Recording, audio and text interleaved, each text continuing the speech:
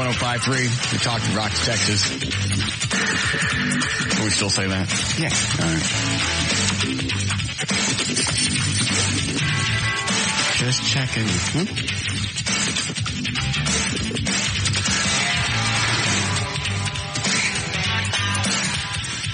I come into the studio. Eddie's already got the studio email opened up, so everything's set when I come in. Right. One of the first 3 emails in the studio account all want me to do something. All bring the Batmobile someplace. All want me to help them with something. What is this one? Where'd it go? Did I erase it already? I'd just like to let you know that we're having a big annual picnic this Saturday at the park. It would be really cool if you could show up in a Batmobile. Can we count on you to make a drive-by? No! I got an idea. What? Why don't you drive around the park in your Batmobile? Oh, that's right. You don't own one. Can we count on you to make a drive-by? No! Like, I have no other... If I succumb to every request for the show, I wouldn't even have time to come here. Oh, I know. I got a stack of emails almost daily. They give up on you after a while. They ask me. You bet. My desk at risk. I don't want him to jump on us. And originally, I was just going to send them on to Trey and have him deal with them. Mm-hmm. But I don't like having somebody else answer my email. But it's just day in and day out. I'd love to help. I'd love to be able to go everywhere. I'd love to go do all these things. Can we count on you for a drive-by? No!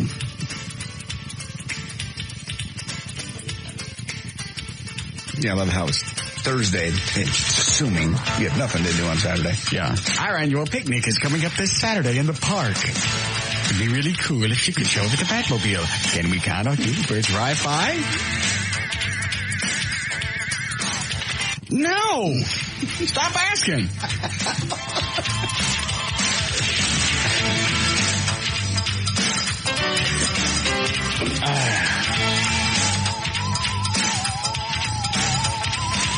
And I have dog rescue groups, all different breeds, asking me to come do this, or asking money for this, or can we promote this? No.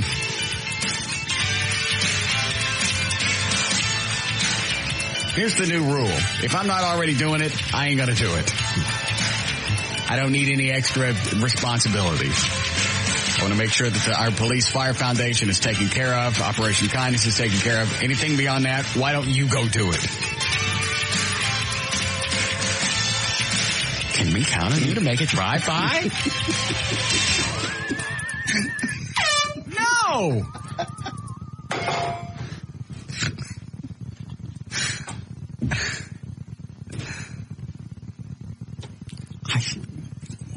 They just see you as giving. But I'm not that way. And I told you when we started this Police Fire Foundation, or just a foundation in general, people are going to want more. I've even sent emails back like that before. Hey, I know you do this, this, this, and this, but we would like you to do this. Okay, so just let me understand. Mm-hmm. All this other stuff I'm doing isn't enough for you. Well, if you're going to be an ass, excuse me, I got plenty to do. Why don't you go do something? Why don't you drive around this place in your Batmobile? Oh, that's right. You don't own one. I don't own one.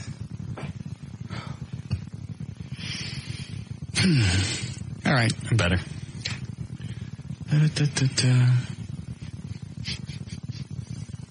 It was you. You just did that. I know. I'm trying to decide if I enjoy it or not. Yes. Very nice. Here's an email that just says I don't want anything. All right. I got a stack of them here. What do you got? Read some of them. We'll just clear them out because I know you've been sitting on them for a while. Is it hot in here? It seems hot in here to me. Is it hot just because I'm upset? Yeah, I'm always freezing. It's always about 50 degrees in here. I like it cold. I know you do. Here's one that doesn't require money. My mother needs a transplant. I don't have it. Whatever it is, I'm probably still using it. You can have what am I not using? What do they want? They just want you to help them coordinate the 7 doctors for 7 different organ donors. She's got 7 diseases, desperately needs a liver, has no support system. Well, you know what? If you got 7 diseases, chances are it's your own fault. 1 disease, maybe. A couple, could be genetic. 7, you were asking for it. I don't like you. Go ahead and read it. I want to hear what they expect me to do. Do I need to drive to all these different doctors and pick up organs in the Batmobile? Problem is, you'd have to stay there for a year after the surgery. Stay where? Louisiana is where she has to go. She has no support system in Louisiana. No what system? She has no support system. Oh. Family in Louisiana where she lives. Yes. But she still has been added to the donor list. Problem is, she has to stay there for a year after the surgery. He desperately wants to come here, but can't do it if it means she won't get a liver. I was just hoping you could ask on your show if anyone knows how I can get a damn good team of doctors in for this process. She needs a hematologist. She needs a gynecologist. Hold on. You're reading too fast. Okay. I'm writing all this down. Okay. All right. She needs a hematologist. Hold on. Hematologist. Okay. Oh, what else? Gastroenterologist. Okay, gastroenterologist. Hold on, so. Yes. Gynecologist. Okay. And a liver transplant specialist for this process. Liver transplant. That's the priority. That's good. Which one? The liver? The last one. Transplant specialist. Anything else? That's all she needs right now. So, a hematologist. Love the show, Tiffany. Okay, good. Hematologist, gastrointestinologist thingy, gynecologist, and a liver transplant specialist. Whoa. That's not as overwhelming as you make it sound. Okay. Put that right here. I'll just take this. Put this note over here on the side. Right there, so I don't forget it. I'll get to that sometime. Okay, here's a girl who wants to go out with you. Here's another one. Is it got a picture? Nope, no picture. She's 34, 5'4.5", weighs 117, maybe 120. Haven't been on the scales lately. I'm not big-breasted. I'm a B.5 cup. Very nice from what I've told. I have strawberry blonde hair, hazel eyes, rocky butt that every lady dreams of having. So a rocky butt. Fits good in rocky jeans. No. If you wear Rockies, I don't ever want to meet you. I don't like Rockies. I don't like chicks that wear Rockies. I don't even like the name. Okay. Like to meet you. Here's my number. No. Give me the number. Yeah, there it is. Bottom.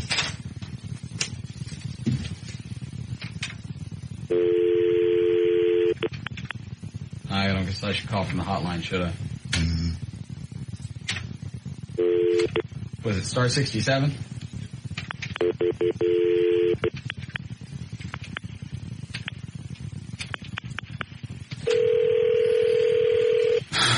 If you would like to meet, here's my cell. Well, that's a different number. I must be calling her at work.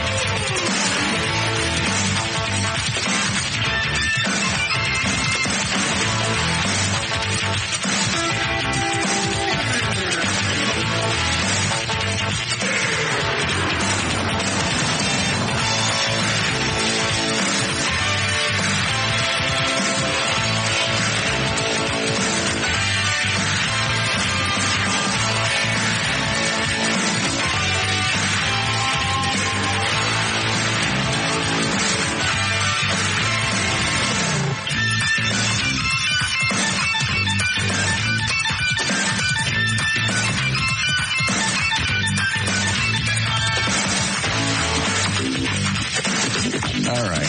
Live 105.3. We talked in Rock, Texas.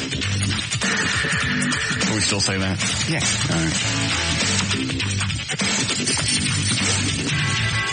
Just checking.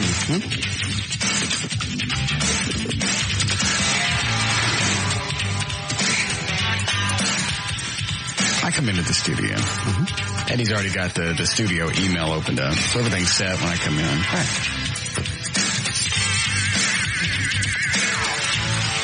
One of the first 3 emails in the studio account all want me to do something. All bring the Batmobile someplace. All want me to help them with something.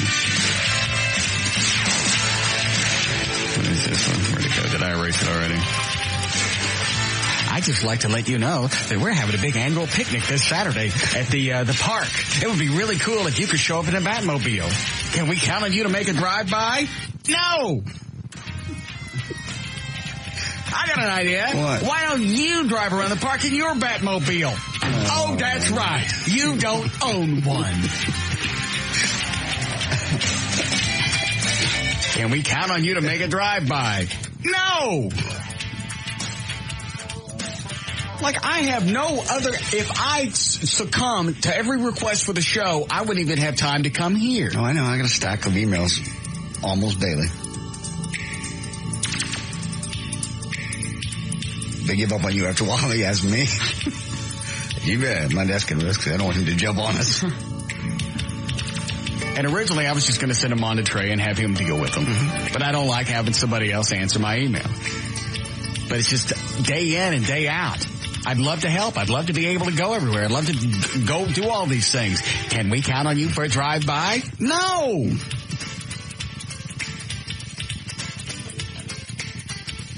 Yeah, I love how it's Thursday. It's assuming you have nothing to do on Saturday. Yeah. Our annual picnic is coming up this Saturday in the park. It'd be really cool if you could show up at the Batmobile. Can we count on you for a drive-by? No! Stop asking.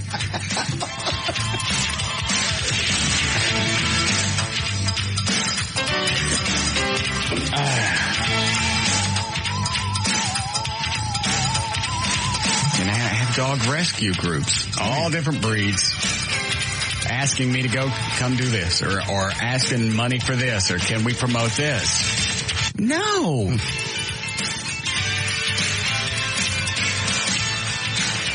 Here's the new rule. If I'm not already doing it, I ain't gonna do it. I don't need any extra responsibilities. I want to make sure that our Police Fire Foundation is taken care of, Operation Kindness is taken care of. Anything beyond that, why don't you go do it? Can we count on you to make a drive-by? No!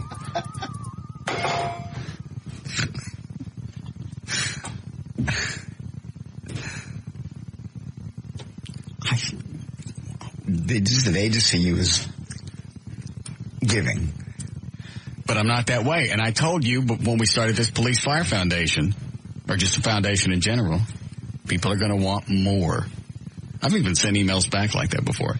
Hey, I know you do this, and this, but we would like you to do this. Okay, so just let me understand. All this other stuff I'm doing isn't enough for you. Well, if you're going to be an ass, now, excuse me, I got plenty to do. Why don't you go do something? Why don't you drive around someplace in your Batmobile? Oh, that's right. You don't own one. I don't own one.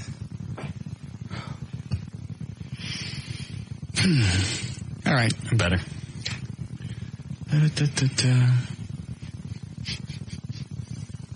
It was you. You just did that. I know. I'm trying to decide if I enjoy it or not. Yes. Okay. Very nice. Here's an email that just says, I don't want anything.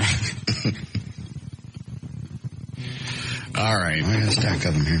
What do you got? Read some of them. We'll just clear them out because I know you've been sitting on them for a while. Is it hot in here? It seems hot in here to me. Is it hot just because I'm upset? Yeah. I'm always freezing. It's always about 50 degrees in here. I like it cold. I know you do. Here's one that doesn't require money. My mother needs a transplant. I don't have it. Whatever it is, I'm probably still using it. You can have what am I not using? What do they want? They just wanted you to help them coordinate the 7 doctors for 7 different organ donors. She's got 7 diseases, desperately needs a liver, has no support system. Well, you know what? If you got 7 diseases, chances are it's your own fault. 1 disease, maybe. A couple, could be genetic. 7, you were asking for it. I don't like you. Go ahead and read it. I want to hear what they expect me to do. Do I need to drive to all these different doctors and pick up organs in the Batmobile? Problem is, she would have to stay there for a year after the surgery for Stay where? Louisiana is where she has to go. She has no support system in Louisiana. No what system? She has no support system. Oh.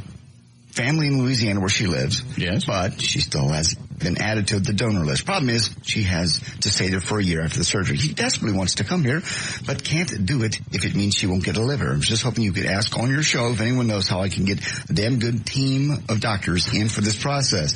She needs a hematologist. She needs a gynecologist. Hold on. You're reading too fast. Okay. I'm writing all this down. Okay. All right. She needs a hematologist. Hold on. Hematologist. Okay. What else? Gastroenterologist. Okay. Gastroenterologist. Hold on. So, yes. Gynecologist. Okay. And a liver transplant specialist for this process. Liver transplant. That's the priority. That's good. Which one? The liver? The last one. Transplant specialist. Anything else? That's all she needs right now. So, a hematologist. Love the show, Tiffany. Okay, good. Hematologist, gastrointestinologist thingy, gynecologist, and a liver transplant specialist. Whoa. That's not as overwhelming as you make it sound. Okay. Put that right here. I'll just take this. Put this note over here on the side. Right there, so I don't forget it. I'll get to that sometime. Okay, here's a girl who wants to go out with you. Here's another one. Is it got a picture? Nope, no picture. She's 34, 5'4.5", weighs 117, maybe 120. Haven't been on the scales lately. I'm not big-breasted. I'm a B.5 cup. Very nice from what I've told. I have strawberry blonde hair, hazel eyes, rocky butt that every lady dreams of having. So rocky butt. Fits good in rocky jeans. No. If you wear Rockies, I don't ever want to meet you. I don't like Rockies. I don't like chicks that wear Rockies. I don't even like the name. Okay. I'd like to meet you. Here's my number. No. Give me the number. Yeah, there it is. Bottom.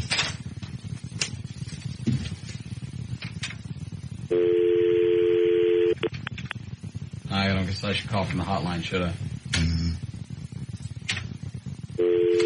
Was it star 67?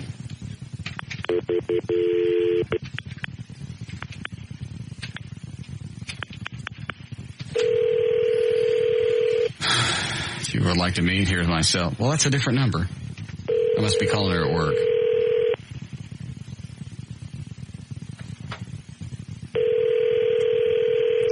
I'll leave a message. Okay.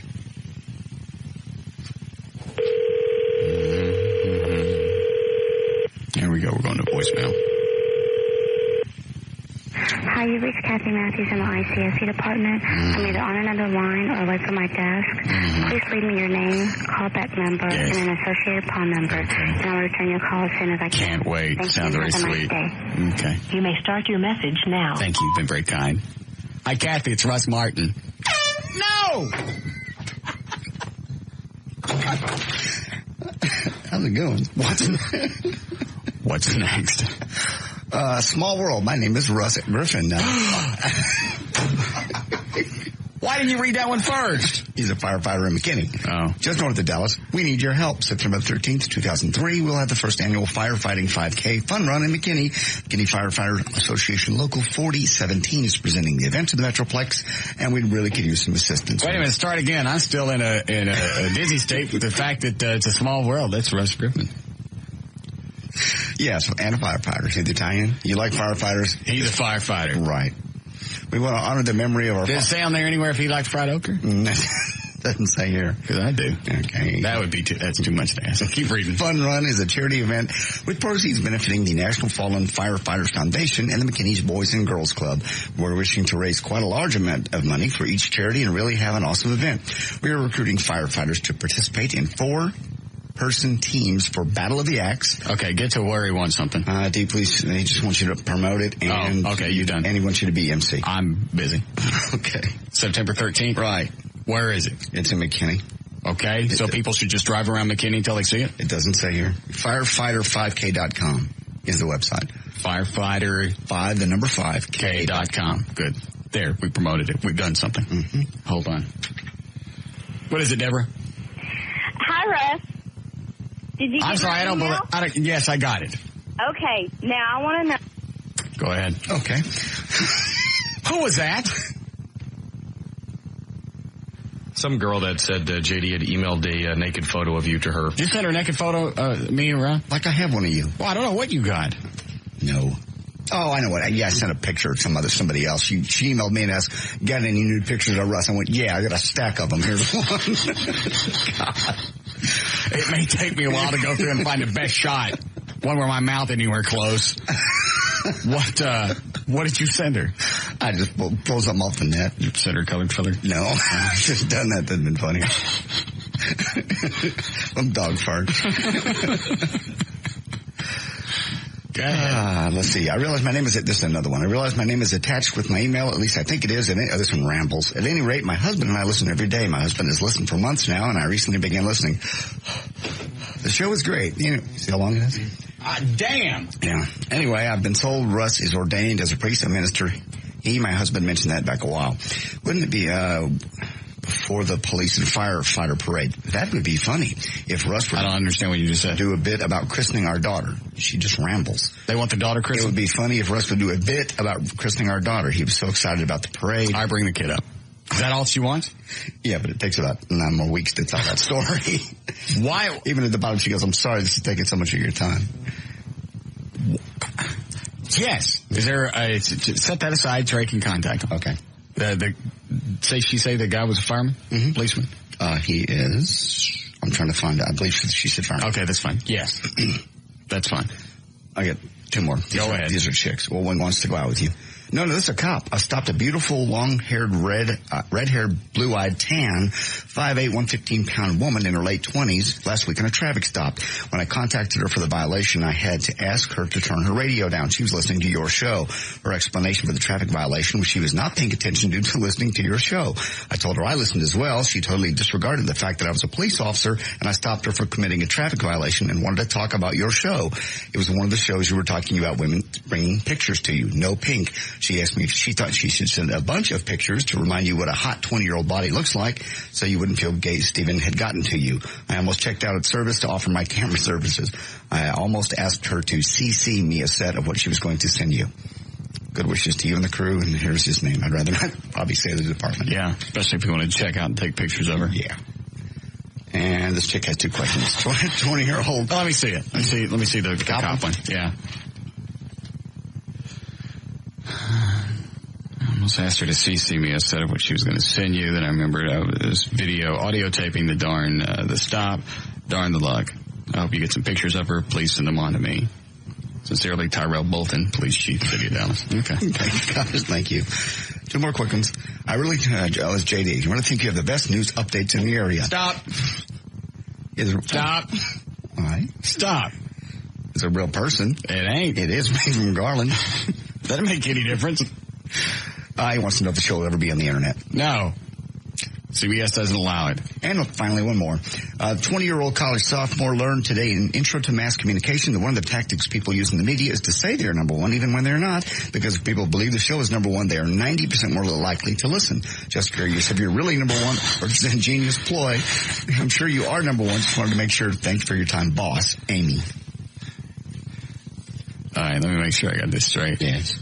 You'd already have to be listening to the show for me to say that it was number one. Mm-hmm. So why would I say it was number one in hopes of attracting an audience if you can't hear me? Where's she going to college? Mass Communication Broadcasting major. Off to college in Amarillo. Keep the receipt. Okay. Yeah. Why?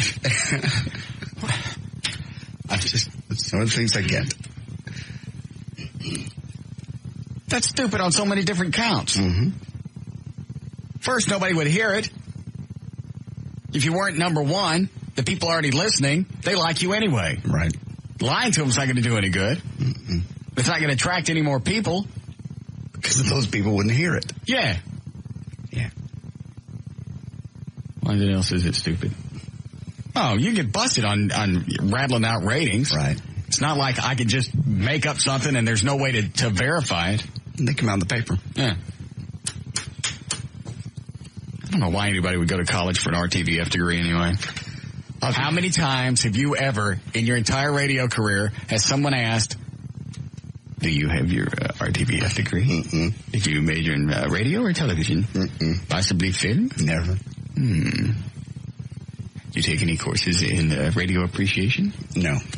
Broadcast management? Mm-mm. Mm-hmm. Would you like middays? Yes. What is it you're going to get? Yeah.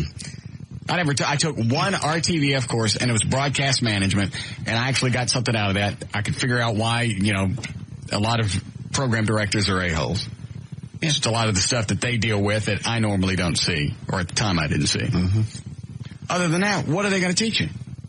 Broadcast schools and such, they think if they go through there, they're going to have a little piece of paper, and that's going to get them a job, and it just doesn't. But what do they teach you in college? What is a college prof going to teach you about broadcasting? He's not in it. I'm just saying, what can they teach you? Well, they can teach you basics of running the board and editing and production value. That takes all of an hour. I don't even think it would take that long to come in, learn this console, and get it down. You've done it a long time. There'll be people that would... It's driving a car. Yeah. That's absolutely what it is. I got to run this board blindfolded. There's production techniques. There's a few things, but you're right. Most of it is all something you're going to have to go out and learn and do at a small station and work your way up. This sucks. Don't do that again. That sounded pretty good. I'll try that again. Mm-hmm. I just don't get what they're going to teach you in college. I've always thought the RTVF degree was ludicrous. Journalism is fine. You can need that anywhere you go. Whether you're on the air, behind the scenes, whatever. I don't know if I would tell somebody to minor in RTVF. I don't see the purpose. Depends on what you're going to do in this business. I'm trying to think of anything in this business that would need a degree. Sales guys don't have it. Management people don't, for the most part, don't have anything. Some of them can't read. It's true. They can't. I don't know anybody that's on the air successful that went to a broadcast school. I can think of anyway. I'm trying to think of anybody in this market.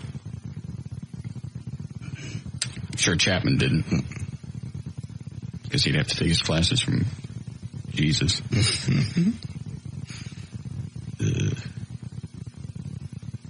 Bo Roberts probably didn't.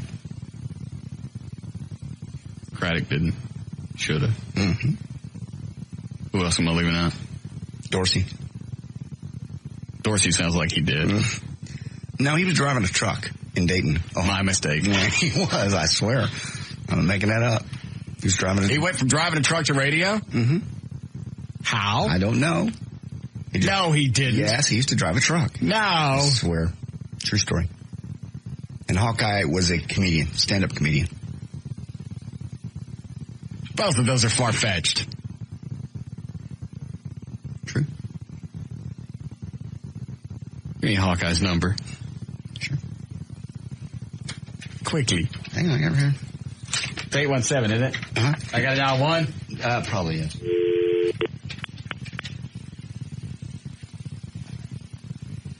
Which one, the top or the bottom? Probably the one that says H for home. Eat me. Like the one that says E for eat me. Please enter your account code now. Bitch. Always want something.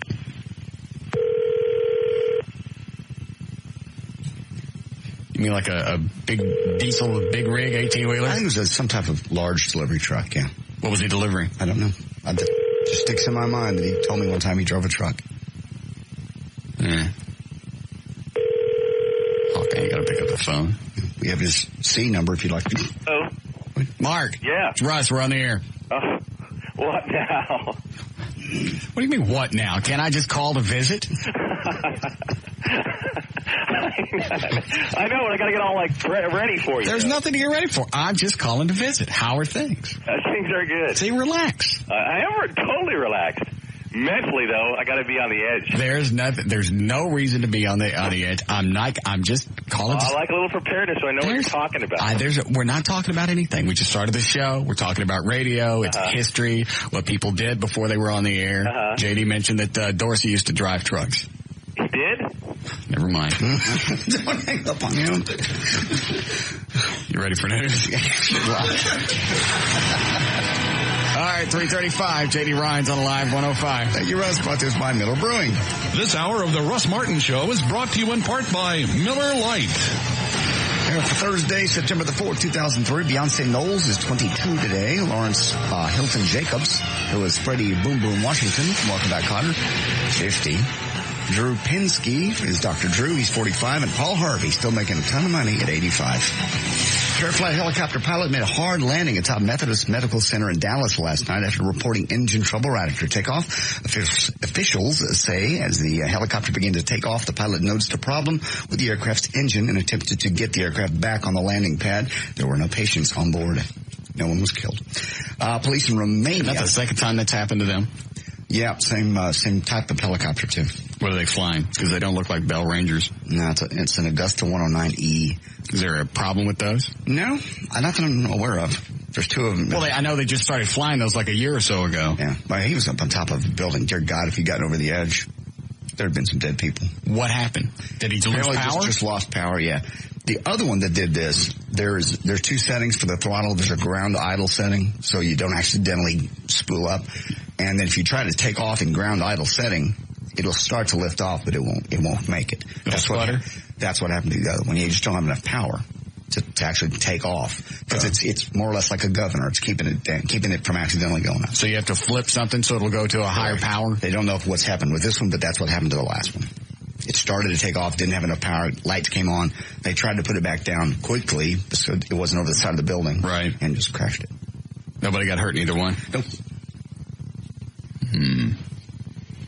Well, I don't think I'll be flying in helicopters ever again either. Normally with Careflight, you don't get a choice. That's one you don't make a reservation for.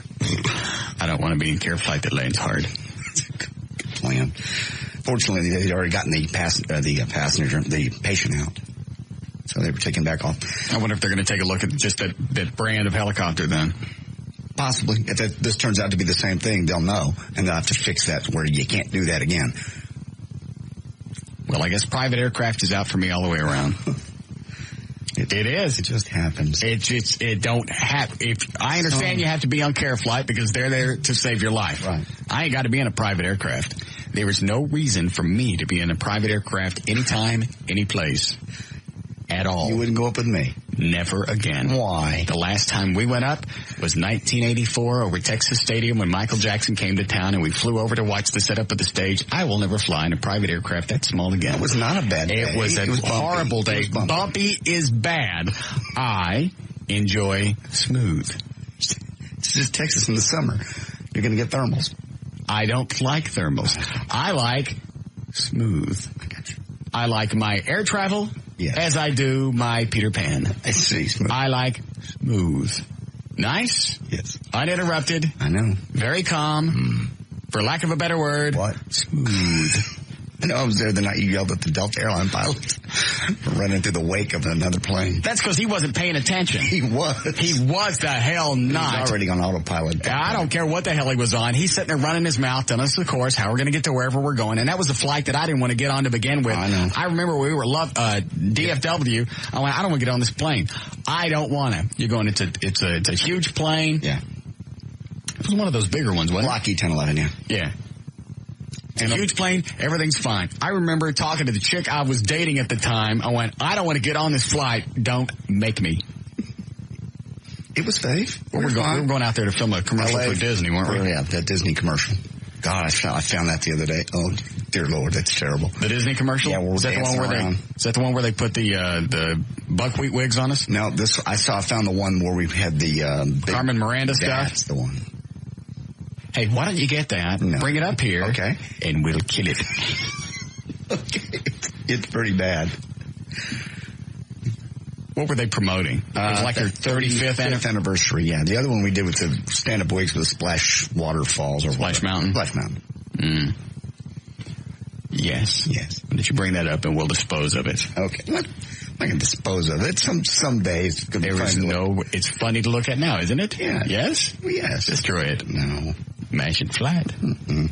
They have a vat of caustic material over at Competition Machine. I don't need to. Just in case you want to get rid of that. Part of our history. We have no history. We do. Today is the first day we've met. We've never had funny hairstyles. We've never dressed weird. Yes, we've done no stupid commercials on TV shows. We just met. We're starting anew. No. Get rid of that tape. We'll walk in the halls, though, because we're having the video done. Can we say where we're having it done on the air? Walk in the halls where? I don't know what you're talking about. Which video? The police and firefighter video. Well, why didn't you say that? Okay. I was going to... Can we say where it's being done? Yes. No. Okay, then I'll shut up. Police in Romania... What's the story? Well, I can't say it now, then. What's the matter with you? I can't say it now. Is this going to be another day like yesterday? No, I just got into it, and I realized, stopped, and I went, wait, maybe I shouldn't say this. Yes, we can mention it. I checked with them. Okay. Walking the halls at WB33 the other day, right across the hall. They're helping do the final edits on the Police Fire DVD. They were kind enough to offer, so we took them up on it. I took my camera over there. They're dubbing it right now. I have that. Okay. So they're working on it now. I was just saying, walking the halls was just brought back a lot of memories. I mean, it hasn't changed that much since we were doing the TV show there. Okay. It just brought back memories. Well, that's a show and the fun stuff. I forgot about that. Getting drunk back there and by the office. And I know. I was there for it. It was fun. Okay. Police in Romania have made a second arrest in the spread of the blaster worm. They busted a 24-year-old former student in connection with the spread of the worm, which crippled computers around the world.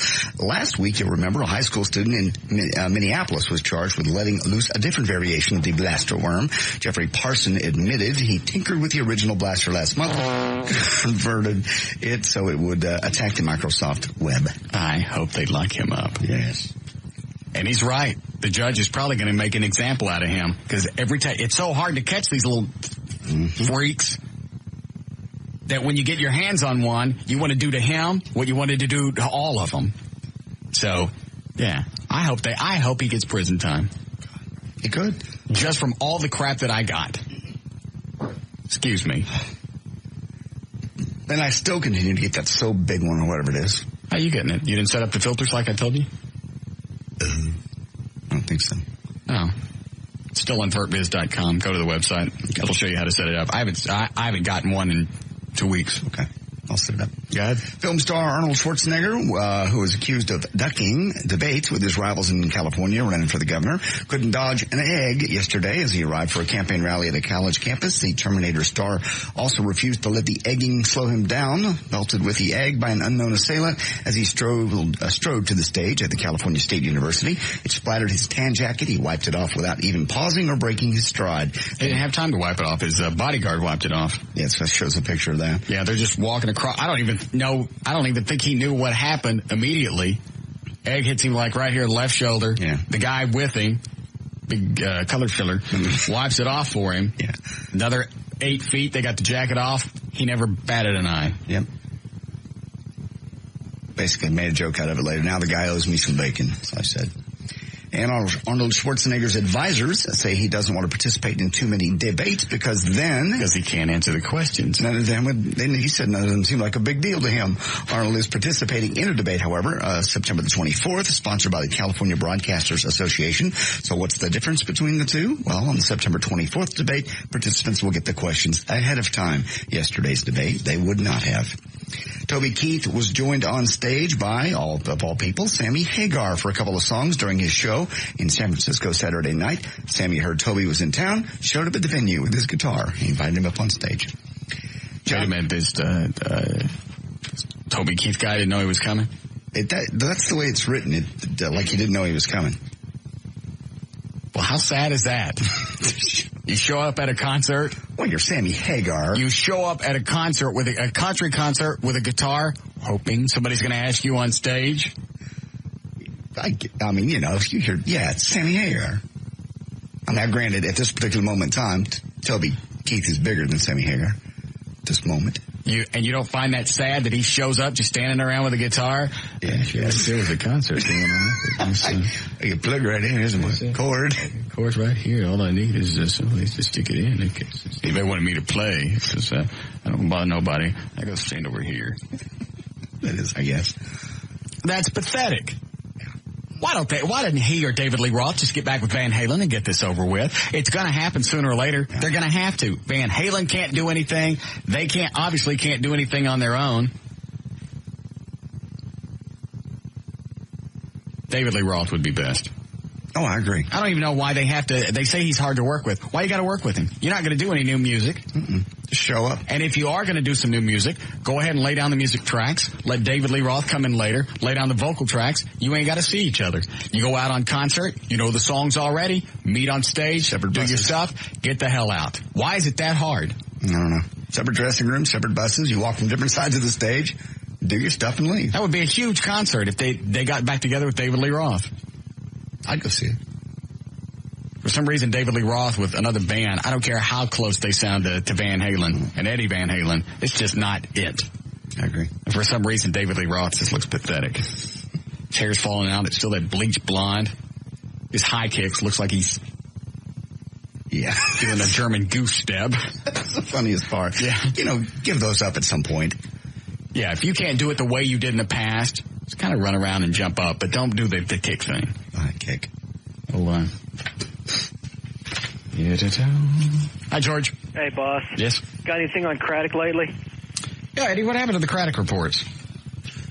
Honestly, just the PIs are falling down on the job. I mean, Again? Yeah. Every time we get a decent firm, they're all gung-ho. They're ready to go. They're ready to sit there and scope everything out for as long as it takes. And then after how long? Usually a week. They start to peter out. So I told Eddie, get a bunch, cycle them through, let each PI firm spell the other one. You go in for a while, then another one comes in the next week, and you rotate. That way nobody gets burnt out on it. I've had them where I've emailed them and asked them, anything going on. Don't get any kind of response back. Called them on the phone. Something happening. Don't get a response back. Okay, well, here's what we do in the future. If we, thanks for calling, George. All right. We get anybody else. If you're going to watch him, you commit to this long term. Otherwise, we're going to tell people who you are and you don't follow through. I've got a list right now. Really? Yeah, I've got 4 or 5 of them that we're all gung-ho about it, and as soon as we started doing anything, we'll get by tomorrow, then... Well, why don't you contact them and tell them that, what we're going to do? Okay. Thank you. I don't even know what the last report was. Do we still have somebody staying across the street in that house? We have access to the house anytime we want it. Oh, those people will still let us in there? Yeah, I just like the fact that even Craddock's neighbors don't like him. Yeah. When we found a neighbor that went, our house overlooks his. You can stay in this room up here. Sure. I'd almost want to do it. Would they let me stay in there? They were pretty much open to letting anybody stay in there. And I've been to the house. I mean, you can absolutely see his house great. Mm-mm. Oh, come on. What? Stay next door to Craddock for 3 or 4 days? Play in the yard? Sure. Do some yard work? Uh-huh. Make it look like we bought the house. Yeah. That'd be good. Have Trey run a search on the real estate thing. See if there are any houses in Craddock's neighborhood for sale. Okay. I'll buy one just to lower the property values. Because, it's probably a posh neighborhood. Probably, yes. At least, upper middle class. I've been to his house before this. I have not been to this house. We've seen pictures. It's not a bad house, right? No. If you're into that thing. That's what I would do. Buy a house, lease it to a family. Yes. I might even let them stay there for free. All they got to do is keep up the utilities. Black family. Stop. You know it would piss them off? Why? John, you know how snooty white people are. Yeah. I'll put Woodrow in there. Oh, that'd be perfect. Woodrow with all his buddies? Oh, yeah, partying. Because they'd be passed out in their front yard every night. Yeah. Oh. Hide in your own bushes, scare people when they walk down the sidewalk. Woodrow would do it. He would. All right. Straight IM'd you? No. Okay. What is this? What is it, Brian? I don't think you go sit by old Fish Eye's house. Okay. I think you're scared of him. Okay. Stay at his house for a week. I want to see you. Okay. I think you find more out about him than anything else. Okay. Okay. Thank you. Come on, buddy. What? Go stay at his house. Why would I not have the balls to do it? Because you having other people do it. I want to see you do it. Well, you know what? I don't really care what you want. This show isn't for you. This show is to entertain me. And right now you aren't entertaining me. Come on now. You got entertain me for a second. You know what? This is always a me give. Why don't you give back? Do something funny for... Hold on a second. Let me pull up a chair. Don't say nothing until I get my chair because I don't want to miss nothing good. Hold on. Okay. Hold on. This is a bit destined for hell. Did you do yet? All right, I'm sitting down. Go ahead. All right. You don't think old Fish Eyes is sitting there waiting for you to come watch him, man? I'm sorry, I can't talk back. I'm being the listener right now. You have to talk. Oh, I have to talk. Okay. Yeah, go ahead. Well, I think you can't get nobody to do it right. Go do it yourself. Hello. See, you're missing it. I'm the listener. I can't talk back. I'm just listening. Well, why don't you give me a call, listener? I'm waiting for some good old...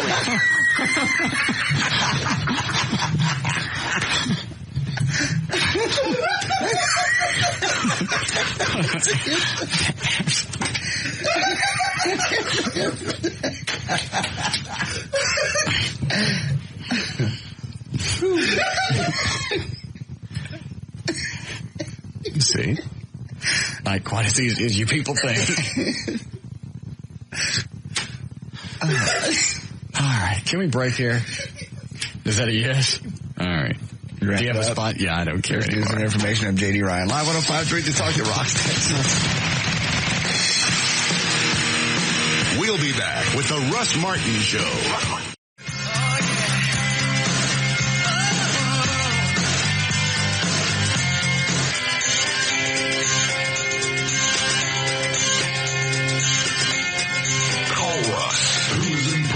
To all that surrounds him. Now, 214-787-1053. All right. Let's do traffic here. Hi, Gail. Hi, Russ. What do you got? Max RX, Tylock, and Southern Comfort. All right. Your out cue is Between Friends. Max RX Male Enhancement promotes length, girth, stamina, and overall sexual vitality. Maximize nature's power with Max RX. Visit max-rx.com or call 1-866-MAX-RX-4U. Individual results may vary. It's not LASIK, it's Intra-LASIK. Come and discover the Tylock Advantage this Tuesday evening at our free Intra-LASIK seminar at the Tylock Eye Care and Laser Center. Call 972-258-6400 to attend. Southern Comfort. For nights the stars align, the dots connect, and it all comes together. Southern Comfort. Between Friends. In Dallas, a big old truck broke down on southbound 35 Simmons at Highline. It's been in the left center lane, but they're kind of blocking different lanes and trying to scooch it over to the side. You've got about, a pretty good backup to 183. In Plano, on northbound Dallas Tollway at Legacy, there's a wreck, and only the center lane is getting through. On Plano Parkway at Preston Road, there's an accident as well. And this is also brought to you by Dallas Water Utilities. Looking for an easy way to stick to Dallas watering guidelines and have some money? Well, simple. Make sure you're watering your grass, not your sidewalks or driveways. Save water. Nothing can replace it. I'm Gail Lightfoot on Live 105.3, the Talk That Rocks, Texas. Thank you, Gail. 66, a little cooler tonight for the overnight low. It's mostly sunny, 87 tomorrow. Weekend's looking pretty nice, mid to upper 80s. We have 86 degrees now, Live 105.3, the Talk That Rocks, Texas.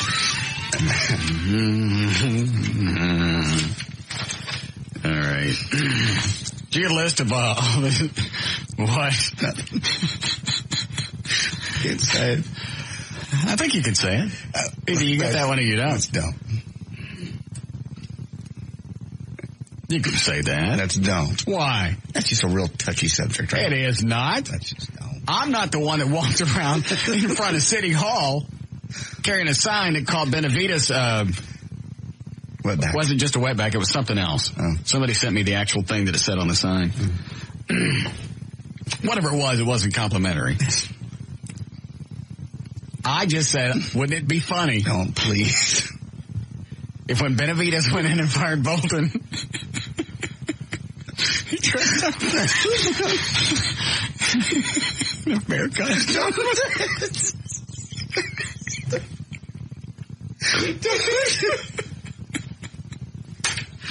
I say nothing else. Okay. Did you, I didn't get a chance to read it. What? Did you read the thing from Benavides about the reasons that Bolton got popped? I never saw the whole list. I have basically what it said here. That one is hours after learning Terrell Bolton had been fired. Mayor Laura Miller acknowledged she has rallied support to get rid of Benavides. Okay. Yeah, you didn't address that one at all. Yeah, I was going to do that in the next newscast. Former Dallas police. It just sounds like Laura Miller's going to get her way to where Bolton's gone and Benavides is gone at the same time. Yeah. So maybe she wasn't in on it.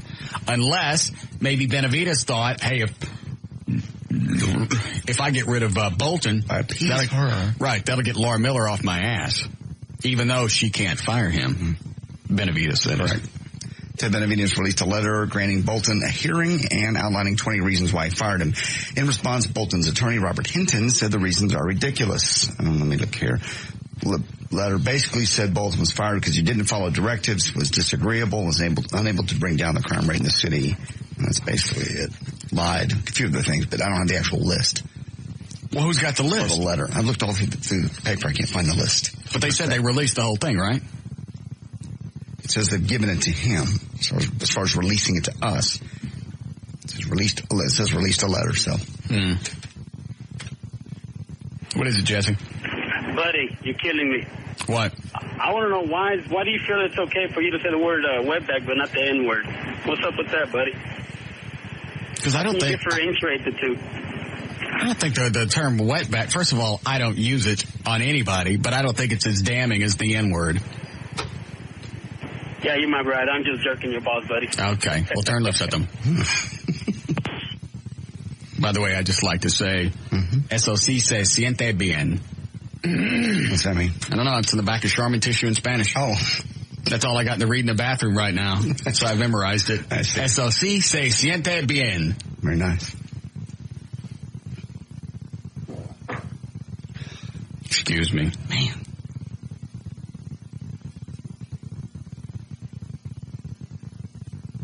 I don't want to talk about this anymore. The Bolton thing. That's all we talked about all week. But it just seems to get worse and worse, and it's just blown up. Well, now now we're going to get Benavides out.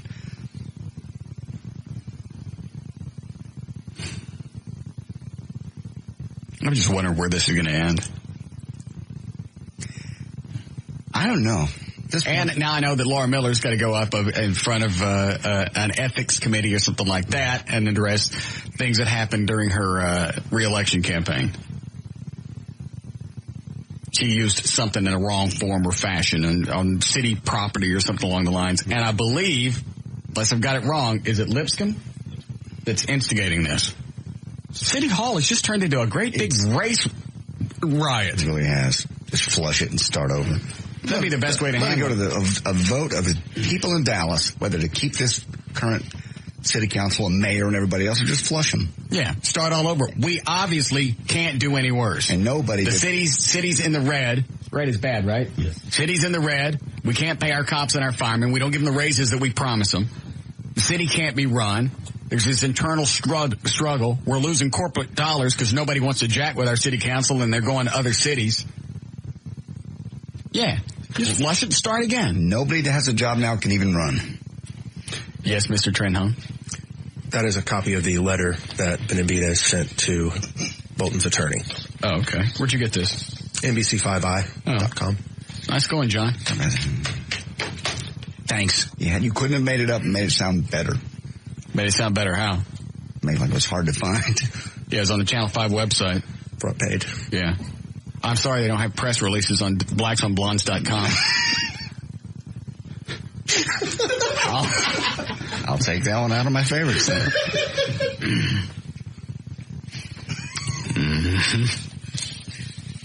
There's a bunch of stuff on here. Hold on. Hi, Emma. Hey. Yes, ma'am. I just wanted to translate Eso se siente bien. See? It feels good. Is that what it means? Yeah. Oh. Well, it does. I love Charmin. Very soft and tender for my anus. Exactly. Thank you. All right. Eso sí se siente bien. Siente.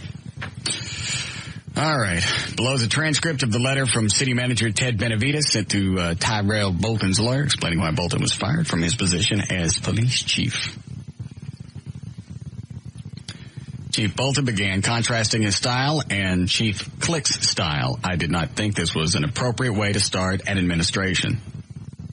Okay, so he's been watching for a while. Budget cuts made in the department and described publicly as cost savings were questions. Budget cuts made in the department and described publicly as cost savings were questions. I don't understand that. Make any sense? I think it means questionable. It says were questions. Management was required to explain true cost savings versus cost avoidances.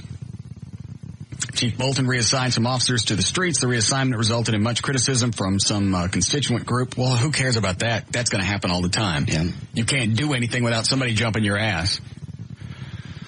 Hold on. Is that a Dallas cop? Hi, Bob. Go ahead. Hey, if an officer goes up to internal affairs and lies, what's the difference between if Bolton lies?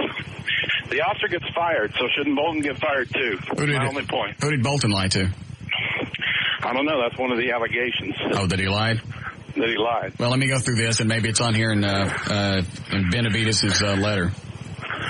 Yeah, I just think if what applies to regular officers should apply to Bolton as well. Absolutely, and if the city manager said, hey, you know what? Are you okay, Bob?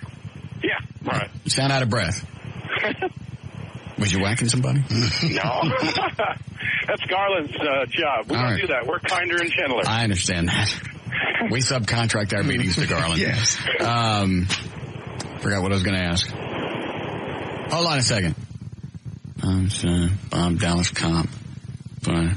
Oh, yeah. If, the city manager tells you, hey, you got to meet with the mayor and we're going to discuss ways to improve the police department or at least get some feedback back and forth, and the city manager, who can hire or fire you, tells you to do that and you don't do it, then you could get popped for that in itself. He admitted on that tape yesterday that, I didn't want to go because I wasn't going to bow down to anybody. That's right. Time to go. All right. Thank you, Bob. Bye. Chief Bolton reassigns officers to the streets. Criticism. I don't care about the criticism. Management stood behind the chief. Eventually, most of the officers ended up back in their original desk jobs. That one didn't do much for me. Management defended Chief Bolton during his dispute with the FBI over the allocation of resources. There was controversy regarding lack of cooperation between the FBI and City of Dallas. Charles Daniels, assistant city manager, and the city manager met privately with the FBI to mend fences. That one doesn't answer for me either. Chief Bolton made some key executive personnel assignments to refocus the direction of the department. The department came under much attack, externally and internally. Haven't got anything really meaty yet. Not yet. Fake drug scandal brought tremendous negative attention to the department and the city. That one's bad. Mm-hmm. But that was more of the DA, wasn't it? I thought it was. More so than the chief. The investigation was eventually turned over to the FBI. The allegation of Chief Bolton's involvement in the sexually oriented businesses surrounding the Bachman Lake area raised many concerns as to whether the chief should be investigated. Management supported him in light of the allegations and held a press conference to publicly defend him.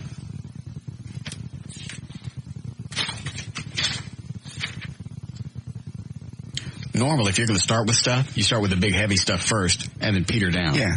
So far, I don't see anything that's demonstratively bad. No. Chief Bolton was criticized for a trip to Hunts. Hell, maybe the damn thing is racist. Don't get me a sign. No. Yes. I like this when he was criticized for delayed deployment of the new Camaros. Many believed he was sitting on the cars and wouldn't let them be deployed. He simply wanted to roll them out according to his own time frame. Chief Bolton was criticized for a trip to Huntsville, similar to a trip he took recently for recertification, where he expended additional city monies to have special transportation and hotel accommodations in lieu of staying in the dorms at Sam Houston State University with the other conference attendees. At the time, management supported his decisions. When they say management, I'm guessing he means city manager. City manager. I would think. Then I'm missing something here. The chief was also asked to give up his personal driver. The chief did not comply with management's instructions and continued to use a personal driver until the day of his termination. All right, if the city's paying for that, there's one. I'm just going to mark these off as they look valid. What are you doing, Bob? I'm sorry. Well, just tell me what you want. You're distracting me as a talent. I know, you're doing the Spanish thing, and I have a new Spanish announcement that we want to start running on the radio station, and I thought maybe you would... What Spanish thing? All I know is SLC se siente bien. It's under value. Value, Spanish 1 and Spanish 2. It's an invitation for our Spanish-speaking listeners to learn English by listening to the Russ Martin Show and the rest of the radio station, because we speak conversational English on the station. Yeah. And it's an easy way for them to learn. Is this for real? It is real. Spin recorded it. Are things that bad here at the station, Bob? That Yeah, we were going for the Hispanic listeners. You weren't the guy downtown with the holding the sign about Benavides, were you? No. All right, I'm just checking, because that would probably be bad. So if at some point you would want... I'll play it now. Okay. Because obviously it was important enough to come in and... I'm sorry to interrupt, but yes, it is important. That's okay. It's very important. Here it comes. Attention, Spanish-speaking listeners. Si no hablas inglés y quieres aprender a hablar como loco, escucha a 105.3 cada día para una lección en lo grotesco. Te garantizamos que si escuchas diariamente, obtendrás un control del idioma que puede subirte a un nivel más alto que el de tus compadres que escuchan música ranchera en el trabajo. Toma control de tu vida y aprende inglés con Live 105.3, el talk de Rock, Texas. Thank you for your attention. I don't understand it. Basically, it says that, I'll translate. Okay. If you don't speak English and you want to learn to talk like a maniac, listen to 105.3 every day for a lesson in the grotesque. We guarantee that you listen every day, you'll obtain a control of your language that could raise you to a higher level than your friends that listen to traditional Latin music. Take control of your life and learn English with Live 105.3, the talk that rocks Texas. Outstanding. Thank you. All right. Goodbye. Jackie McNeil. Things are that bad. No, that's fine. Go lock the door. You're just coming in and going to do that? Yes. Because I mentioned a phrase earlier? Yes. SLC se siente bien. Mm-hmm. Did you lock the door? Does he have a key? Yes. No, leave it unlocked. Is he, I don't really know. Missed his nap. I don't know. Maybe he needs to change out his bone water. I don't think he does that. Well, he should start. You got to change it out. Yeah, you do. Yes, Rick. Hey, Russ, you're using that wetback word real, lightly on your tongue. And, I just see it as, if you can say the wetback word, which it's a slap in, a Hispanic's face or Latin American's face or whatever you want to call it. Mm. Well, first of all, this isn't your show, and you don't get to decide those words. Well, I know, but, this isn't your show, and you don't get to decide how I operate my show. This is not a democracy. You either listen or you don't. I don't give a fly. I don't care what you think. Your feedback isn't welcome here. We don't want your kind. But you're being racist. I'm not being anything. I am being me. Either you enjoy it or you don't. But you're saying what? I can say anything I please, and I can choose as I please, and you are of no concern to me or anybody else that you know. If you would please now terminate your existence, that would be much appreciated. Thank you for your patronage.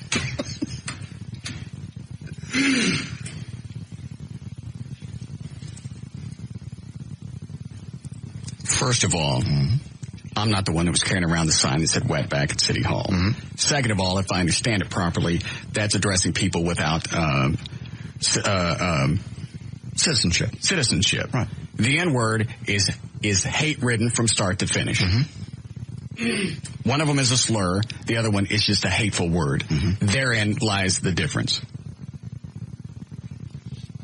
I don't care what you think. Let me underline this once again. This show is for me. It's not for you. You are nothing more than an irritant.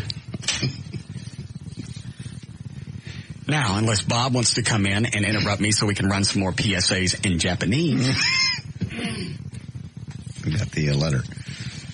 What letter? From the chief that was given to the chief. You know what? So far I haven't seen anything on here that's just absolutely damning. The thing about, Chief Bolton, his style was different from Chief Click's. Well, so what? Well, the personal driver asked to quit that. He didn't. Okay, but you know what? That's not terrible. The very first thing that I would have put on here if I was going to cover my ass is crime rate in Dallas hasn't changed in the past 4 years. That's how long Bolton's been around, right? Okay, that'd have been the first thing there. So as a result of that, we've decided to make a change in administration at the Dallas Police Department. That would have been in my opening sentence. Then if you want to throw out the rest of this crap, then that's fine. And because of that, the mayor wanted to have weekly meetings, to which she was told no. That would be also at the top of the list. Right. That's in there, but it's way down. Chief was criticized for delay employment Camaros. Chief Bolton was criticized for a trip to Huntsville. Being criticized and actually breaking policy are two different things. Maybe it is racist. Maybe I could have been wrong. Oh, no. Actually, I wasn't wrong. I said we don't know. We don't know. Once we see the reasons why he's fired, if they're not valid, then you could say it's racist. How we doing, Eddie? Chief resisted the implementation of citywide human resources information system management, postponed the consolidation of the system for public safety, police, and fire for 1 year. However, the chief still resisted. Well, that's an administrative decision he can make on his own.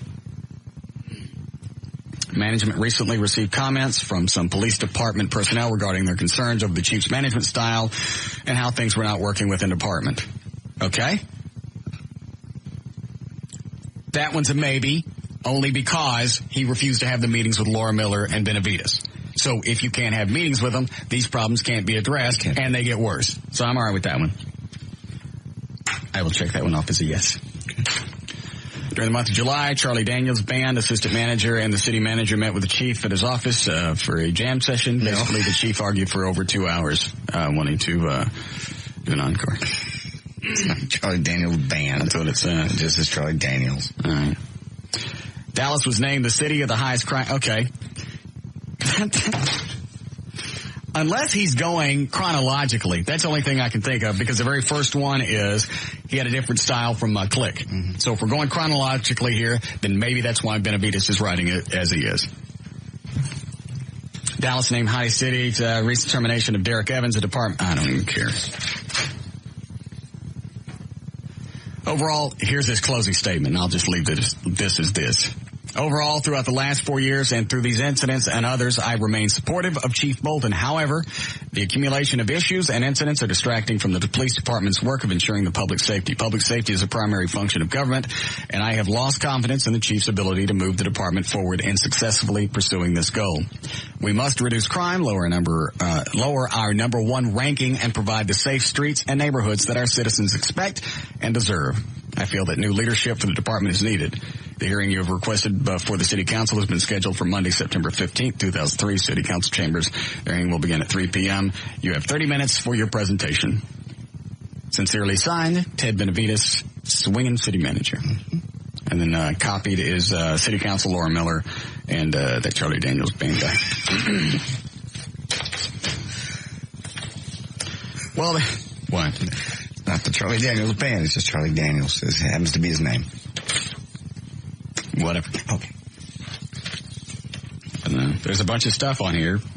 That's the only thing I can think is they went chronologically. Yeah. Because otherwise, I'd have gone with the big stuff first. That's what you hit them with, and you let the other things kind of sting as you're continuing to read. Yeah. Add up. Yeah. Oh. I see Donna on line 7. Donna, I'm going to chew your ass, and it's not going to be pleasant. If you want to stay on the phone, I'm about to pick it up. Ready? Here it comes. Yes? Donna? Yes. Go right ahead. I was with you for a long time. I don't care. I know what you're going to say, and I don't care. Either, you know what? Let me explain to you. Just the fact that you don't live in Dallas and you don't care about this, here's what you should care about is this is going on, and this is absolutely absurd. And this can happen anywhere, and you better get a grip on it. That's the point, and I'm sorry you can't see past that in your own little myopic world. That's a good one. That was a good word. Yeah. Are you finished? I'm done with you. Okay, so am I. Bye. Well, she didn't make a very good point. First of all, obviously people outside of Dallas are interested in this because it's national news. I'm sorry you don't like to stay on top of things. I'm sorry you couldn't care less. I'm sorry that the people that are protecting the streets are unhappy. I'm sorry that doesn't affect you in your own little crappy world, you lousy, stretched out skank whore. I apologize to the other skank whores that I might have offended by lumping them together with that woman.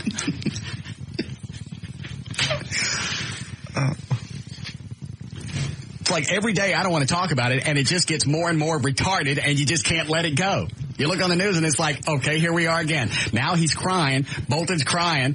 I'm going to take this like a man. Then he cries like a baby and runs down the hall. What's the matter with you? Good God, man. Take your firing and go on. People get fired all the time. Yeah. I don't cry when I get fired. No. Dump stuff over and set it on fire, and I get the hell out. Chick on too pissy or not? Because I'm done with this. Is she on my side? She sound cute? Okay. Go ahead, Amy. Dan said you sound ugly.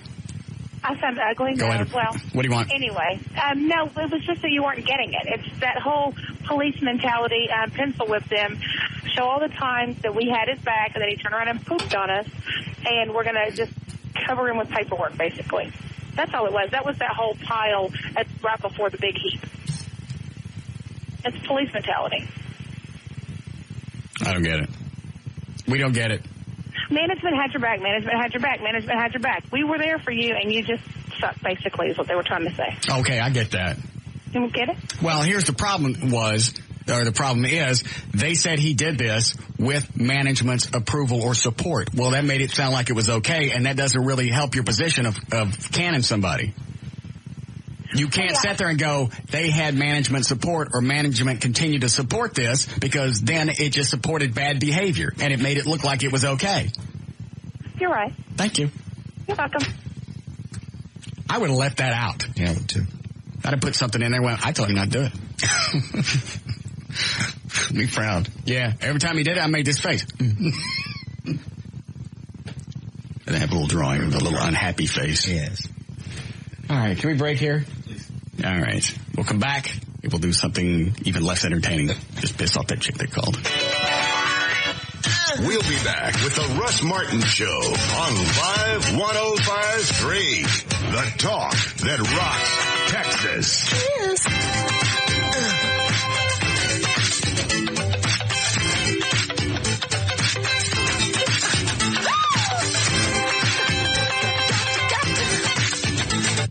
Of this. I don't live in Dallas either, and this interests me. What the hell's the matter with her? You live in Dallas? No. What about you, O'Malley?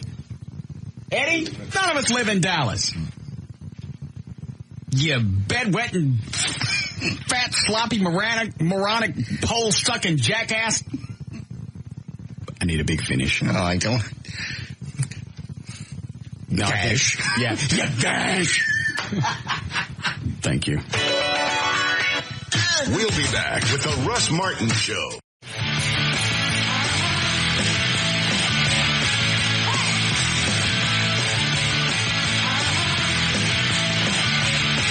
Call Russ now at 214-787-1053. All right, before we start news, let me ask you this. Yeah. What's wrong with McNeil? I don't know. He thought he was contributing. You had said something in Spanish. I said something in Spanish 15 minutes before he came in the studio.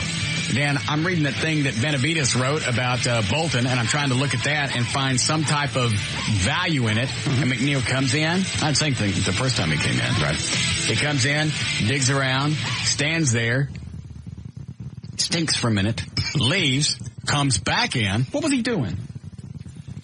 He was standing in the window, and I was asking if I needed to go out there, and he goes, no, I'm coming in. And so I didn't know if there was something relevant that he was cluing in on or something, and then he came in and started looking for something in the bumpers. We have to play this right now.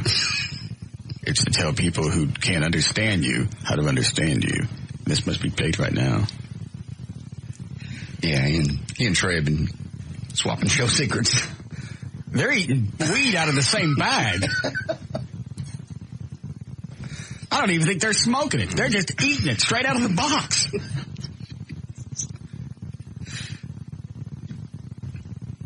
Walk in. Mm-hmm. Walk out. Walk back in. Decide he's got this funny bed. And then we play it, and it's stupid. Can we get an electromagnetic lock on that door? I had ordered one at one point. What happened to it? The people decided not to give it to us. Well, how much would it cost? I just want to put something on there to where if I see somebody in the hall, I can buzz them in or buzz them out just like they did when I was on parole. It was like $300. That's it? Yeah. Is that installed? I took it that way. I mean, I just picked it out and talked to the guy, and he said, yeah, we'll come up and do it, and then backed out at the last minute. Yeah. That's what I want. I want electromagnetic just so I can got a switch right here, buzz them in, buzz them out. Perfect. Then also when we get somebody in here, we don't want them out. I don't buzz them out. All right, then we'll get out. Yeah. All right, what are we doing? I think it was it. And then Trey brings in something during the break. Hey, here's this new rap album. Want it? Once again, he doesn't tell me who it is, how it got here, where it came from. You want this? It's an album. You get music on it. It's a rap album. Well, why didn't you say that?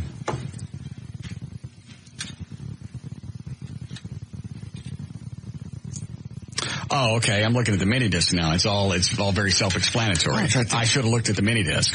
Let me show you what it says on the front. Okay. Ready? Yeah, sure. This is rap. You don't even say album.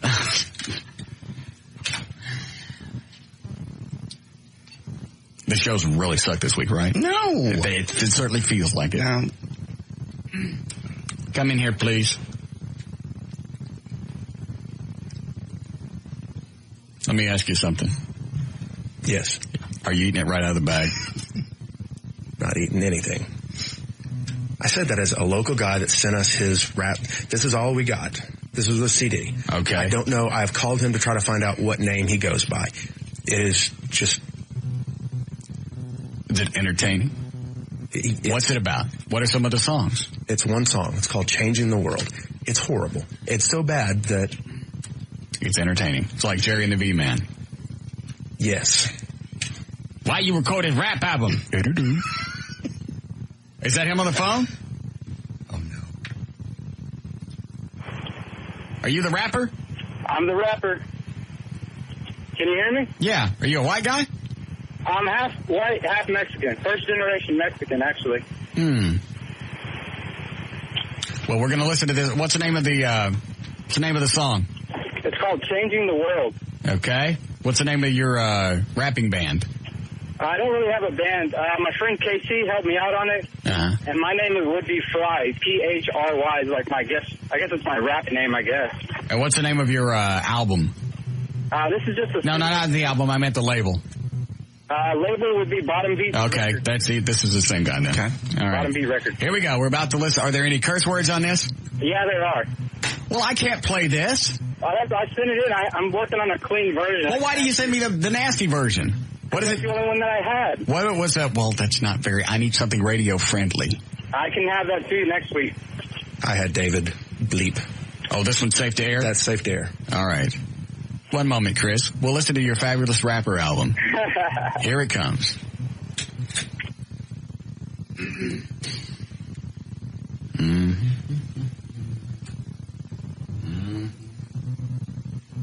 Here it comes.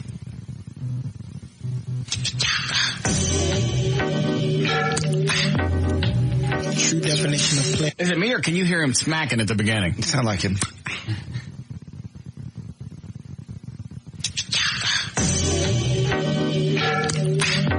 Yeah, there's a smack in there. True definition of play action. Yeah, I'm changing the world. Cause I can give a about some diamonds and pearls. So while you in the gym, always doing them curls, I'm just out here making love to beautiful girls. Yeah, I'm changing the world. Yeah, I'm changing the world.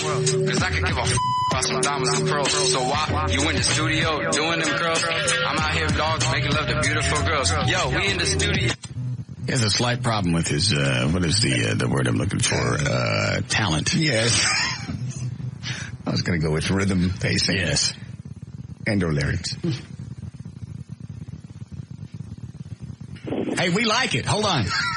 Yo, I smoke some dope. But hey, dog, man, that's not all we know. Cause I'm smart, man. No bread false, man. No eating spam, just crack a lamb. Yo, I can flow any which way. Here's where I go. You worried about 9/11 and shit. Don't, dog, cause now they all in heaven and shit. Like, one thing that I know, they didn't deserve to die, it's no lie. That's why everybody's... Hey, how come you didn't add no echo to it? Hold on a second. We like this. Started to cry. Like this flow that I spit, like I can't explain it. Like some shit's got control of it, like a higher power, you know, like a flower grown out of your garden, like my father that I love so much, but I can't explain how it. Listen to me, youngster. You want to take care of your family? This is a joke, isn't it? Chris? Yeah. This is not real. Is this real? It's not real. It's freaking real, Russ. It's not real.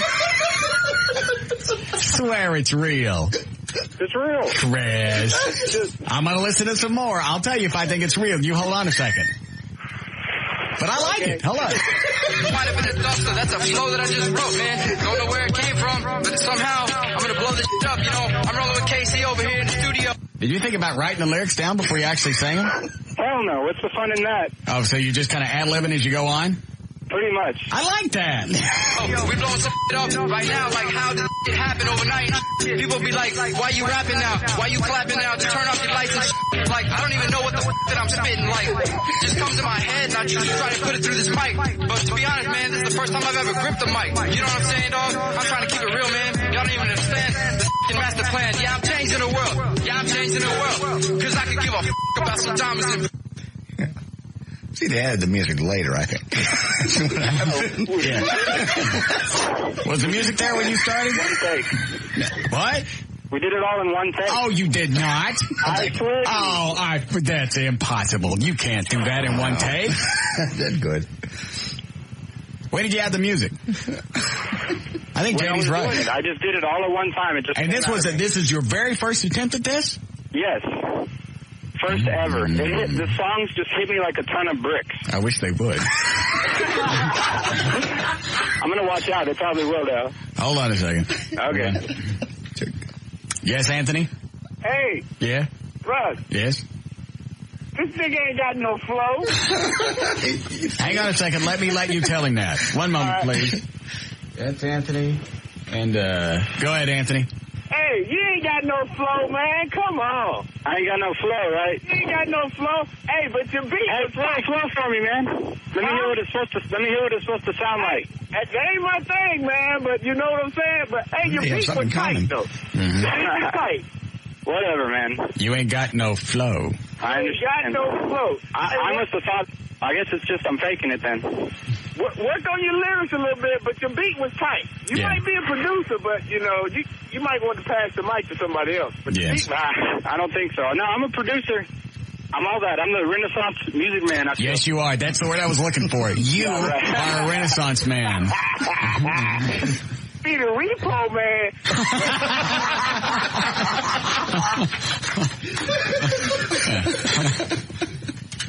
Well, you inside being a Renaissance man, a repo man is taking your rims. Oh, that's the worst thing I've ever heard in my life. And it's coming out of nowhere. Yeah. It makes absolutely no sense. And you can tell he's ad-libbing. The idea is to ad-lib or actually have it planned out and make it sound ad-lib. Make it sound smooth. Meter the words even. Listen to the music. I think the music would throw him off. Actually put the headphones on while you're doing it. Oh, man. No, I'm not going to do it. Let's listen to some more of, what's his name? Charlie? Fry. Well, the name he used on the phone. Oh, Chris. Yes, we'll listen to more of Chris and the V-Man. Bro, so why you in the gym, always doing them curls? I'm steady making love to all them beautiful girls. Yeah, I'm changing the world. Yeah, I'm changing the world. Cause I can give a about some diamonds and pearls. So why you in the studio doing them curls? Whatever, dog, I got can't even focus, man. It's like hocus pocus, man. Man, like spam and like I don't even know what I'm saying right now. Like just that I wrote down on my papers, you know what I'm saying? Dude, why don't you just read the menu at Dairy Queen? Just throw that down. Oh, man.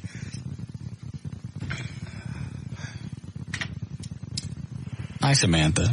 Hi, Russ. Yes, ma'am. Oh my God, I cannot believe what was he thinking? They pay people more picking up trash off the street. Don't. You just named the second album. Yeah. I mean, honestly. Picking up trash in the street, trash in the street. Sometimes you get some damn to meet. We hit the trash in the street or the trash in the street. I'm in the studio, I can't meet. Trash in the street. Trash in the street. I'm picking up trash in the street. I'm sorry. That's what I just did is as stupid as what he did, and he laid it down on tape. It was actually better. He wasted demo time with that. He wasted studio time with that. Oh, man. But it had echo. Yeah. Yeah, it had an echo. That was the worst part about the mess. All right. Thank you, sweetie. All right, bye, Russ. Trash in the... I love you, too. Trash in the street. You wait. Sorry. We're going to tape tomorrow. It is. Please don't. Ah, hell, I accidentally rewound it. Oh, no. I like that first part, though. Yeah.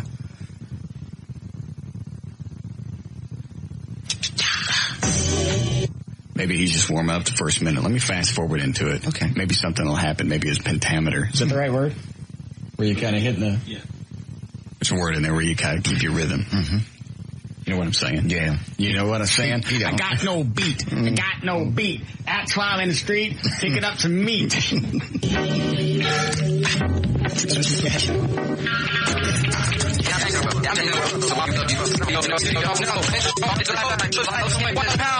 this shit up, you know. I'm rolling with KC over here in the studio. We blowing some shit up right now. Like, how did it happen overnight? People be like, why you rapping now? Why you clapping now? To turn off your lights and shit.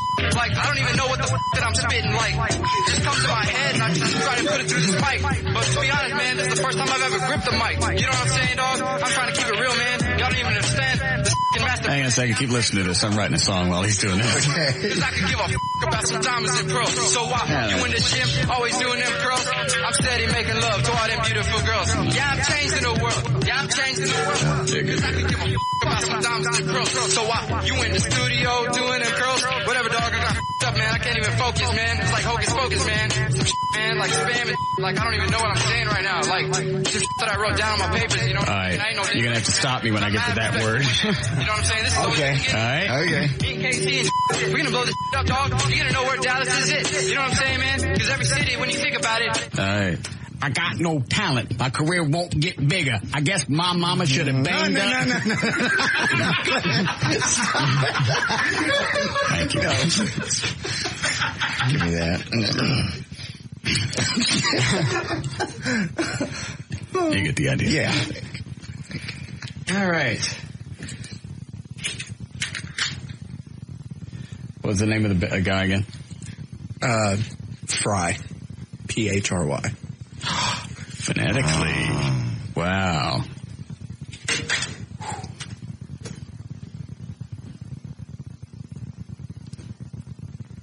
Never mind, I'm not going to say it. I was going to grade it phonetically. Okay.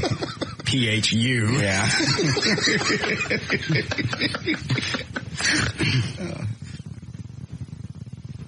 Say something else. Possibly the worst thing I've ever heard. CK. Thank you. All right, let me grab this. Can we do news? When do we come out of the break? You don't know. Yes, Chelsea? Hey, I had a question. Yes, ma'am. When you take a girl out, do you always pick up the bill? Mm-hmm. Would you think it's okay if the chick were to pay half? Sure. Because I went out with this guy, and I tried to pay for my half of the meal, and he said no, and he seemed to be kind of offended that I even offered that. No, there's no well, I'll tell you why he probably thought that is if you're trying to pay for your half of the bill, he's thinking that you guys didn't have a good time because you just want to pay and get the hell out of there. Get out of there. So that's probably what he was thinking. Now, I've dated chicks for a long time. Was this like one of the first dates? Yeah. This is like our second or third time to go out. But Yeah. he paid previously. If he wants to pay, let him pay. How come you wanted to split it? I mean, I respect that. Mm-hmm. Well, I don't feel that the guy needs to pay the whole time. I mean, we can split it every so often, or maybe I could take care of it every so often. Kind of goes with who asks who out. If he's calling you, asking you out, it's sort of, he's going to pay. Well, yeah, it was kind of like we should get together again. Okay, let's do dinner. And then I decided I wanted to pay then for that. here's what you do the next time. When he asks you to go out. Yes. And then the bill comes, and then he picks it up. And then when he goes, I got it, you go, I know. Okay, that wouldn't sound rude or anything. Yes, no, it wouldn't sound rude at all. Yes, call Dan Lewis at home and ask him how rude it don't sound. When you got a bill for $458 staring you in the mug, and you go, I got it, and he goes, I know. Let him know. Okay. Well, thanks for the tip. I guess I'll try and use that next time. Just let him pay. Hey, if you guys date for a while, then after a while you start, swapping back and forth. I don't have a problem with that. He's thinking that you didn't have a good time. Well, how can I convince him that I had a good time? Well, they just, you know what? It's not that big of a deal. Let him pay for a while. Then go home and swallow it. Okay. There. Yeah. That way everybody's. He feels broke because he's having to pay and he's driving. He won't mind it because you're swallowing it. So much. Yeah, well, you can pay later. In the meantime, swallow it.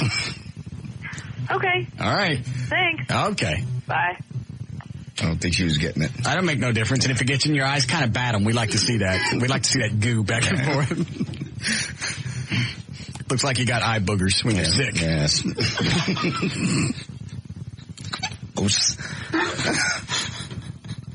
Jesus.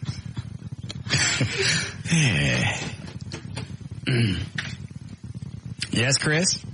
Hey, what's up? I was just wanting to thank you for playing it, man. Oh, it's our rapper buddy. Oh, wow. Hey, Chris. What's that? Yeah, the crappy rapper. I might go by that. Certainly nothing wrong with that. Everybody needs a gimmick. I thought it was good, so I just want to thank you for putting it on, man. I used to sleep in the dining room of my house just to listen to your show when I was young.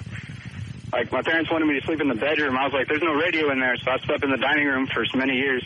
Well, tomorrow I would like the song Picking Up Trash in the Street. I'll start on it now. I'm serious. MP3 it to Trey. All right, I'll try. Can you do that? I'll have it done. It's the MP3 I have trouble with. I'm not that good with computers. All right, well, then just send us another CD. Trash in the Street, Trash in the Street. Trash in the Street? Yeah, Street. Okay, I'll have it. Kind of work on being black. That's what's going to help you. I can only be me, though. I know. I'll work on being black, though, if you want me to. Okay. All right. All right. Thank you, Russ. I missed it. News or no? Okay. Yes, Dan? I bet you're glad you didn't quit yesterday. Why? Look what you'd have missed out on if you'd have quit yesterday. Oh, yeah. You wouldn't have got to listen to Crap Master Pete. Thanks, Dan. All the other fun, see, if you'd have quit, you'd have been home, playing with yourself, drinking, and putting your cools out on somebody or something. You're right. Crap Master Pete. All right, thanks. All right, we'll be back. Run a legal ID here, Eddie. We'll be back with the Russ Martin Show.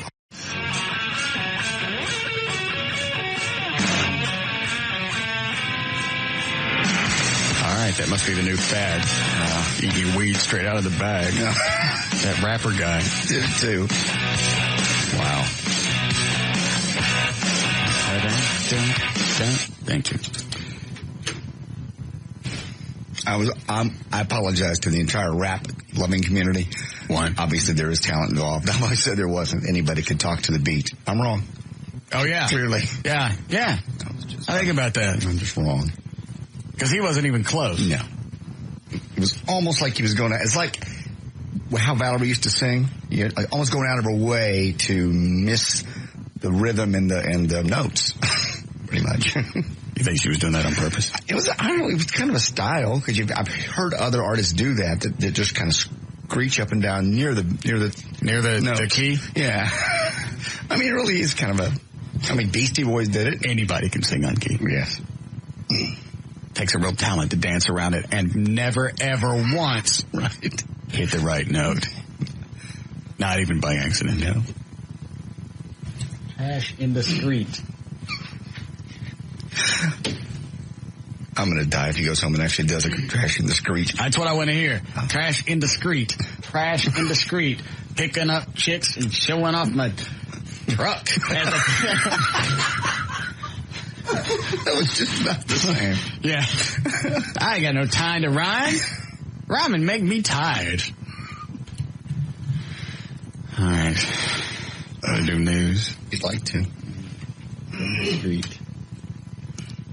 Hey, what happened to Laura Miller? Say. Yes. Where's Laura Miller? She has not returned my calls. What about her assistant? He basically said that she's not really wanting to talk about this in a one-on-one format. I'm going to make things worse.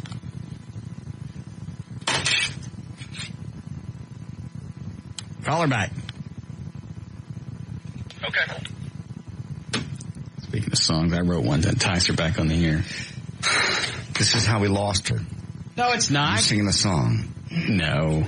And whatever I did wasn't that bad. Yes, it really was. It was enough for her to leave the studio. She wouldn't even hang up on you like the governor did. His phone cut out. No. Yes, it did. We clearly heard him say, I'm not calling back. That's because he couldn't hear me. His phone was cutting out. He was on whatever they call the governor's jet. Mm-hmm. G1. He's in the governor's jet. You're right. But he clearly said, I ain't calling him back. Well, it cut off. What? Did he call back the second time? Yes, but you hadn't told him about the piranhas in the river. And the Rio Grande. Right, you haven't told him about that yet. When you told him wrong with that?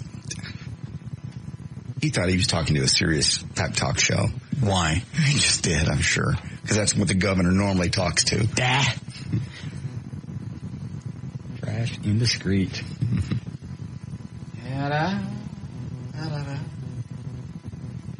Where's my music?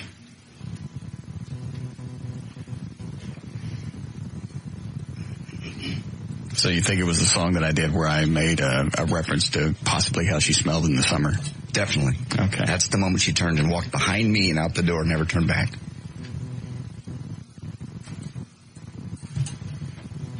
Well, then this song will make up for it. I hope.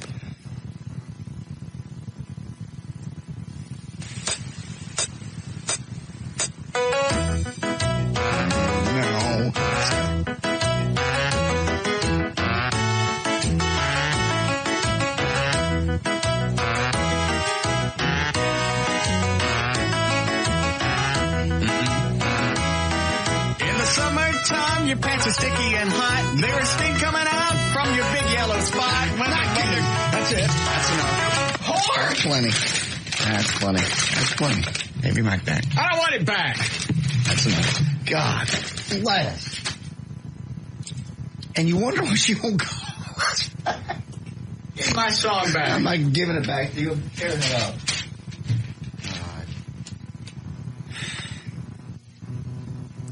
Yellow spot.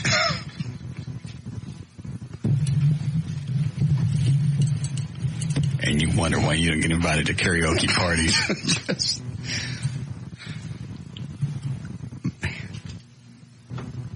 Fine. Thank you. Got another copy someplace else. It ain't as good as Trash Indiscreet. Don't want to even waste Trey's time to call the mayor's office when you're going to do that. You know what? Have a sense of humor. You're at Mayor City of Dallas. Look, if you can't be down there and not have a sense of humor, you're in the wrong place. And right now, she finds nothing humorous about this, I'm quite sure. She wanted the gig. It's true.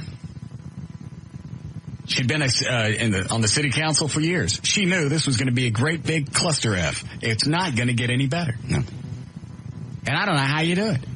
I do. I don't think cleaning it out's going to do any good. You're going to just get another batch of nuts in there. It would be hard to get another batch of people that get along worse than this city council. It would be really tough. This is not the exact same city council that it's been for 4 years. There have been different people coming in and going out. I tell you who needs to run downtown is Diane Ragsdale. No. She'll straighten those people out. No. Hot chocolate woman. Stop it. Quit. No, sexy, sexy buck teeth. Oh, no. And just the way she was screaming in that council meeting that one time. Did you cut your lights on for Officer Joe? Screamed it over and over. Hot, sexy buck teeth. Stop it. Quit. Some people like to call it an overbite. Mm-hmm. What do you call it? Buck teeth. Did you cut your lights on for Officer Joe? I don't even know what she was talking about now. All I know is she's screaming at somebody. Some kind of a memorial or something, turning on your headlights for a fallen police officer. Right. This one happened to be a black officer that died. And I can't remember why the city didn't cut their lights on. Everyone didn't cut their lights on. I think he died it was in the line of duty or something. There was some kind of deal. Yeah. She was having a fit in a city council meeting, screaming either at somebody in the audience or somebody else on the council, but just over and over. Did you cut your lights off, Officer Joe? Well, did you cut your lights off, Officer Joe? Oh, not really. Did you? God, we should get all worked up. Yep. Sexy buck teeth. Where did she go? Just away? I don't know. Probably doing some modeling. I doubt it. Not enough buck teeth women in the magazines. I love that look. Yes. That's what I like. Great big bush. Great big buck teeth. Mm-hmm. Teeth that are so buck you can't even see the lower jaw. You must love her then. Yes. We'll campaign for her. Love to see her again. Cut my lights on for her. Mm-hmm. Cut my lights on for buck teeth. I'm gonna get me a bumper sticker. I break for buck teeth.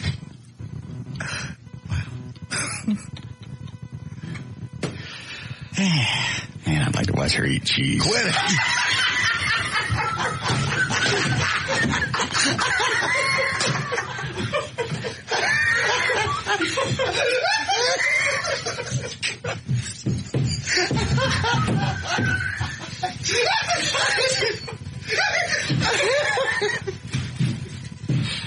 I'm sorry, I put it.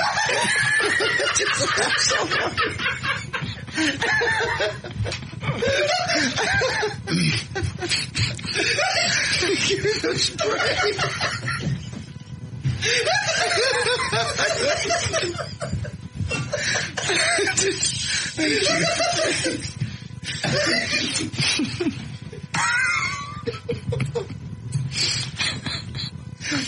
I don't know why that's funny.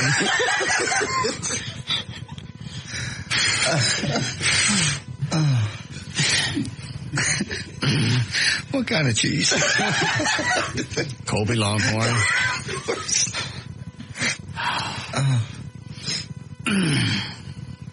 I gotta register that website. Yeah. Buck teeth chicks eating cheese.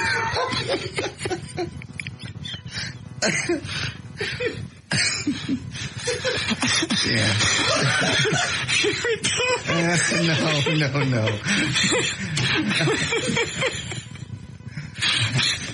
Lights on cheese.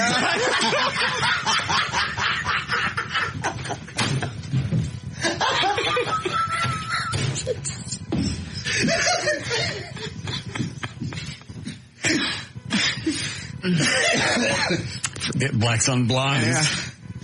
Yeah.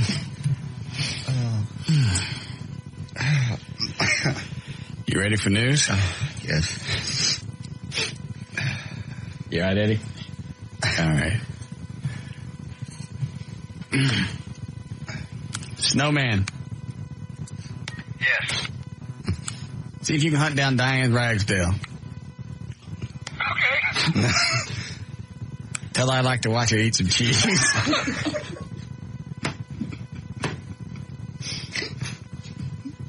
You there?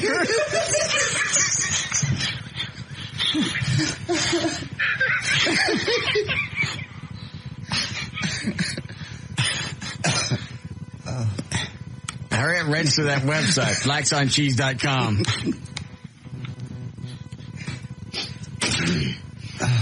All right.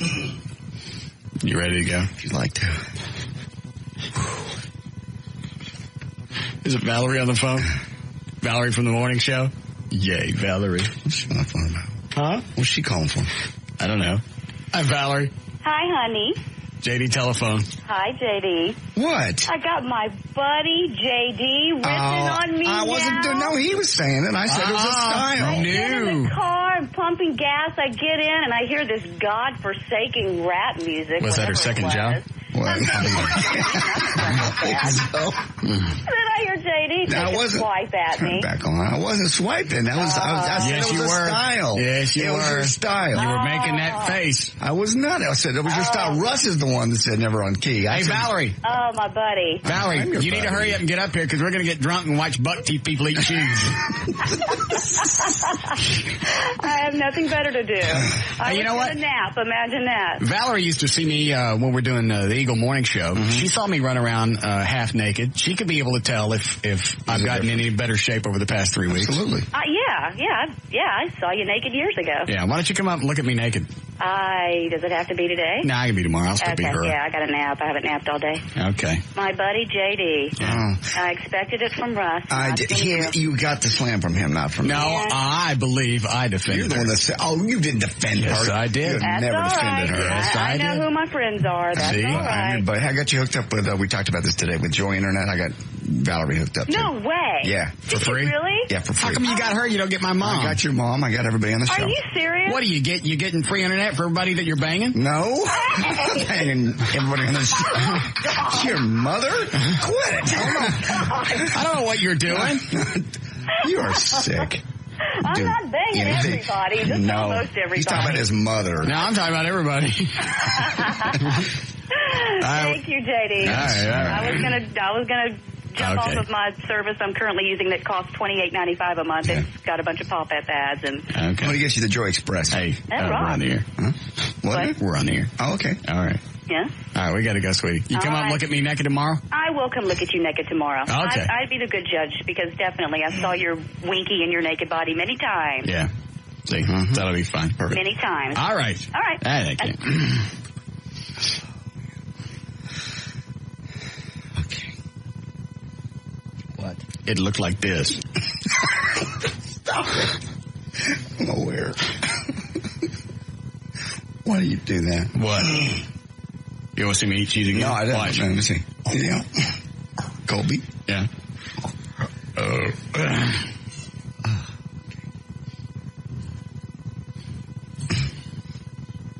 Can you imagine the type of teeth print she would leave? Yes. If she bit you. Mm-hmm. Yes. Those teeth prints couldn't have been made by a human being. It was made by Big Tooth. All right. Alrighty. You ready? Can we still do news? Yay. Okay. All right, 522. JD Ryan's on Live 105. Thank you, Russ. This is brought to us by Miller Brewing Company. This hour of the Russ Martin Show is brought to you in part by Miller Lite. Yep. You have to turn my mic back. Oh, I thought you were going to say something off the air. Paul Hill, a former minister who said he murdered an abortion doctor and his bodyguard to save the lives of unborn babies, was executed yesterday by injection. He was the first person put to death in the U.S. for anti-abortion violence. He was condemned for the shooting death of Dr. John Bayard Britton and his bodyguard. Every year, I'll probably mispronounce this, so don't. Oh, great. I'll have blocks of cheese show up here. But it looks like Beloit College in Wisconsin produces what they call the Mindset List. How do you spell the college? Beloit. Hold it up. Let me see it. Yeah, whatever. Is it the Beloit or Beloit? We don't care. Mindset List, a list of everyday cultural references that current college freshmen have no clue about. The idea is basically to remind teachers how young they are and what they don't know about. The list includes references that people in their mid-20s or older wouldn't have understood either, and things that the today's 18-year-olds might not remember but are at least aware of. Here's some of the highlights off the list. Control-Alt-Delete to them is as basic as ABC. Paul Newman has always made salad dressing. Pete Rose has always been a gambler. Bert and Ernie are old enough to be their parents. An automatic is a weapon, not a transmission. Datsuns, they don't know what those are. Michael Eisner has always been in charge of Disney. How come they don't know what? Oh, never mind. Datsun's Nissan now. Yeah. All right. And they do have a few items on their own list that will separate them from many of their mentors. For them, many of them today, it's all about the bling bling. Peeps are not candy. They're your friends, and they can expect to get a ticket for ricing out their wheels. I don't know what that means. Maybe they're talking about Jap bikes. Yeah, okay. That's it. I don't know. It's all the... You know? All right. Ricing out their wheels. All right, Daryl Myers is accused of catnapping. Daryl Miles is 55, allegedly kidnapped his neighbor's cat and held it hostage for $50 after the animal wandered into his yard. He was arrested this week on misdemeanor larceny charges for allegedly trapping the cat named Brunswick in the wooden shed behind his mobile home. Surrounded by the police, Miles called a local newspaper from his trailer and said, "I've taken the cat legally. It was on my property trespassing." Miles refused to release the cat and was arrested after leading the police on a brief chase around his yard naked.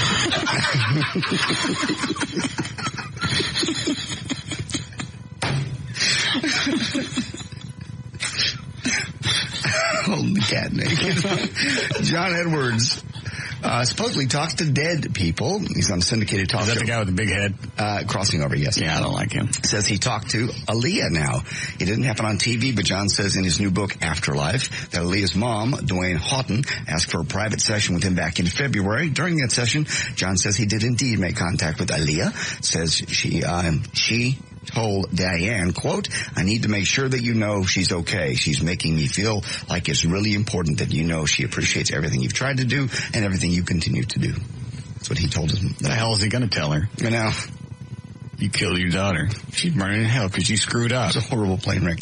Yeah. Still in pain. The pain will never subside. Mm-hmm. What do they expect these psychics or so-called psychics to tell you? They always say the same thing. DeWanda does this too sometimes. Yeah, DeWanda won't tell you anything ugly. Mm-mm. Everything's fine. They love you. You're going to be okay. Mm-hmm. Well, with her, being okay means if you die, you're going to go to heaven and you'll be okay. Well, that's not the okay I want to be. I want to be okay. It's like when my dog was sick. Not Abby, the one that I adopted from Operation Kindness. Yeah. I don't see her dying. Well, obviously the dog died. Right. Well, but she went on another life. The question was about this life. Yeah. I'm interested in the stuff that I can still grasp, that I can see, that's real. Yes. I'm not talking about looking for a way out when your psychic prediction goes bad. Mm-hmm. Crossing the happy little bridge onto the farm. Moan flat. Hold on. Hi, Eric. Hey, what's up? Hey, on the 11th, September 11th, are you going to run the show with no spots again? I don't know. I didn't know if y'all thought about it or not. That's not my call. Last year they, it was the 1-year anniversary rolled around. There was no spots. Yeah. All right. Well, I was just wondering. Did you like the no spots show? It was all right. I like the dead air thing, to be honest with you. That's what I meant. That was funny. Yeah. So you don't like? I like the no spots. Okay. All right. I'll check with Bob. I seriously doubt 2 years later. Nobody cares anymore. They really don't. I'm sure we'll run a full spot load on September the 11th. Trey just instant messaged me. Bob says he didn't think they were going to do that again.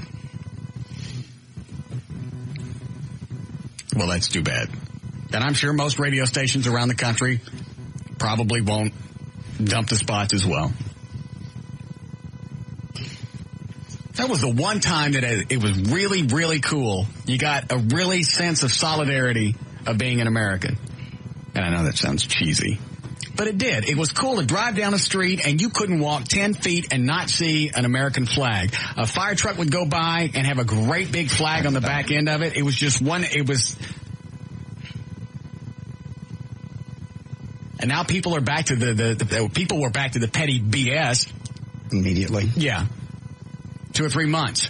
You see faded flags on cars now. Something's going to have to happen again before that comes back. Those little plastic ones people put in their windows, they come off. They lay beside the highway. Nobody even picked up. No.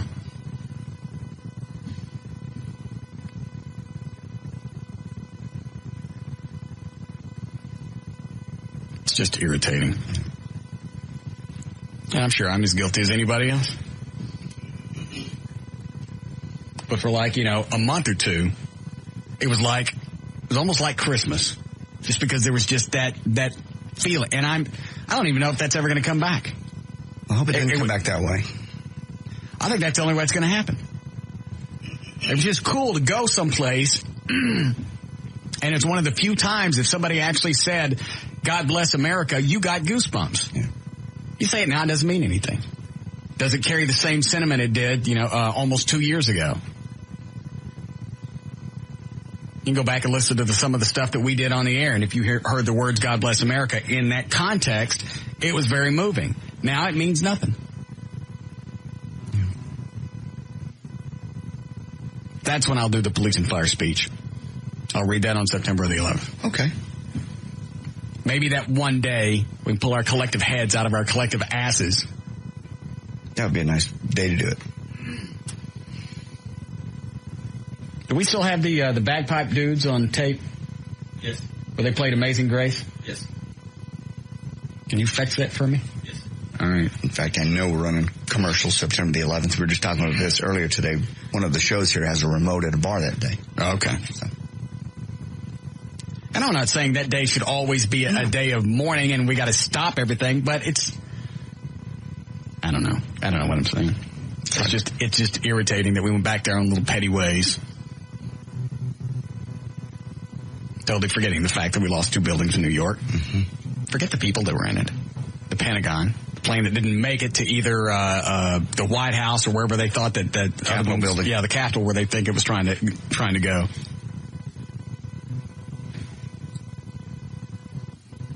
I watched that video again the other day. There's a website that's got them on there.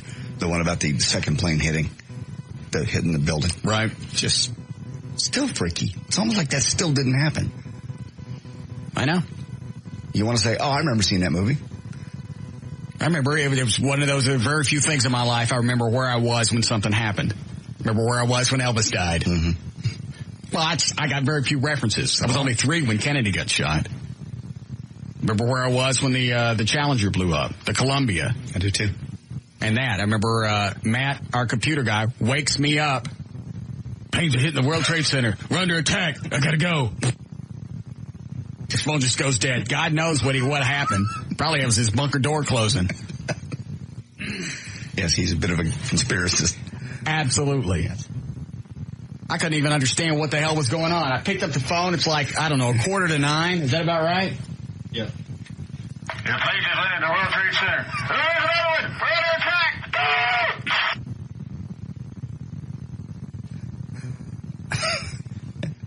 So I got up, I flipped on the I think it was just the first one that it hit. Yeah, because you called me too, and I flipped it on, and there was just one at that point. Right. We actually saw the second one hit live. Yeah. I remember Katie Couric was on when I saw it, the second one hit. It's like I said back then. I never thought of terrorist attacks. I'm just thinking, what's wrong with these buildings? They put on some kind of magnet in there, it's sucking planes. I never, ever, it wasn't, no. Even after the second one hit, I'm going, what the hell is going on? I assumed at that point it was a commuter plane and the pilot had a heart attack or something or other. You just can't imagine. And then I remember when the first tower collapsed, Peter Jennings, he wasn't getting it. He couldn't even grasp it because there was a guy, one of the reporters on the street that said the tower just collapsed because all you could see was smoke. Mm-hmm. And Peter Jennings asked him over and over, and the guy finally went, the tower is gone.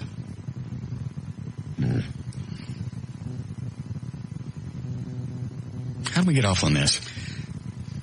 September the 11th, what we're going to do. Spots.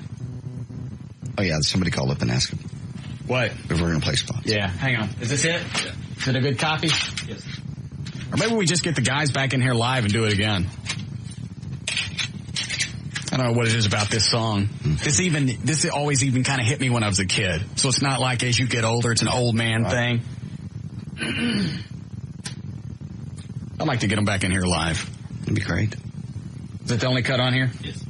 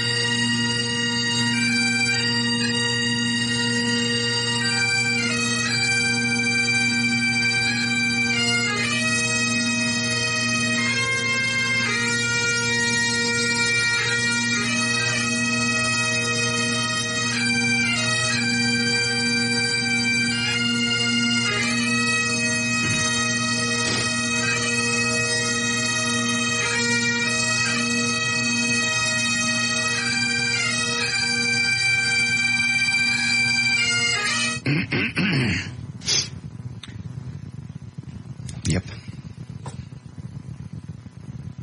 Quit it. Look away. Okay. Look at the ground. I will. Don't you look at me. I won't. Been a very odd hour. I blame you. What did I do? I haven't decided. Go from like eating cheese to that.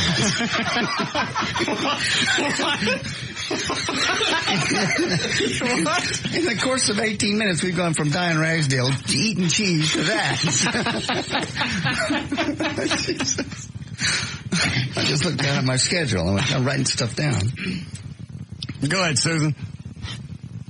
Susan. Yeah. Go ahead. Hi, Russ.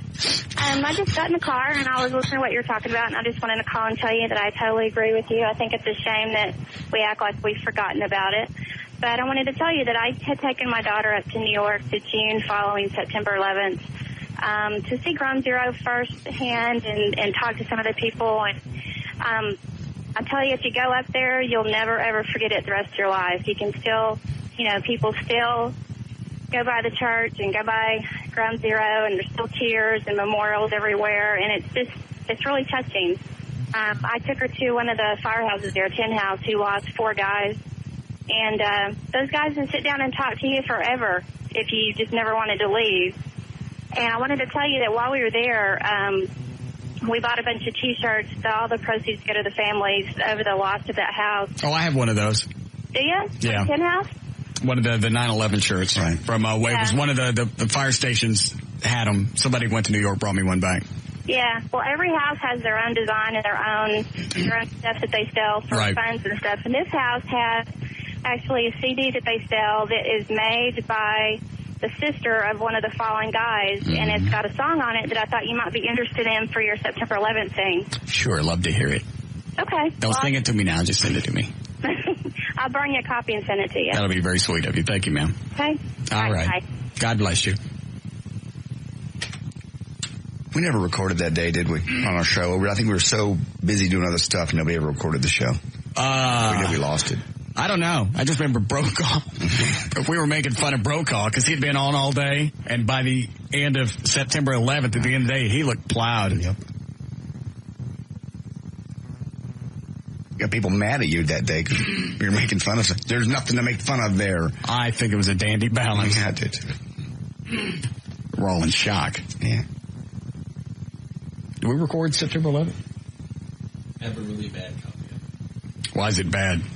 Somebody else recorded it for us. How the hell did we miss that? Guess we're just doing other things.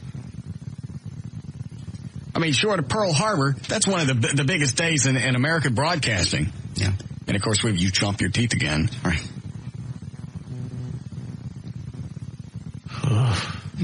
Can we break here? Please. All right. We'll come back. We'll finish news. There'll be cheese for everyone.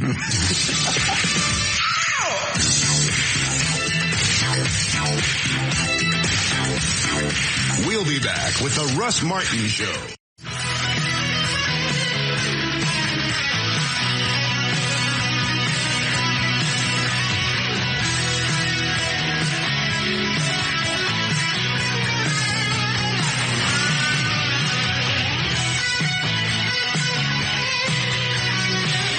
Did we actually start news? Yeah, we got several stories in. We're almost done. Did we get that far into it? Yeah, only got 2 stories left. What? You read quite a few. Okay. Yeah. The one about the lost then. abortion killer, about the mindset list, that Dotson's never been made. Young kids, what they don't remember.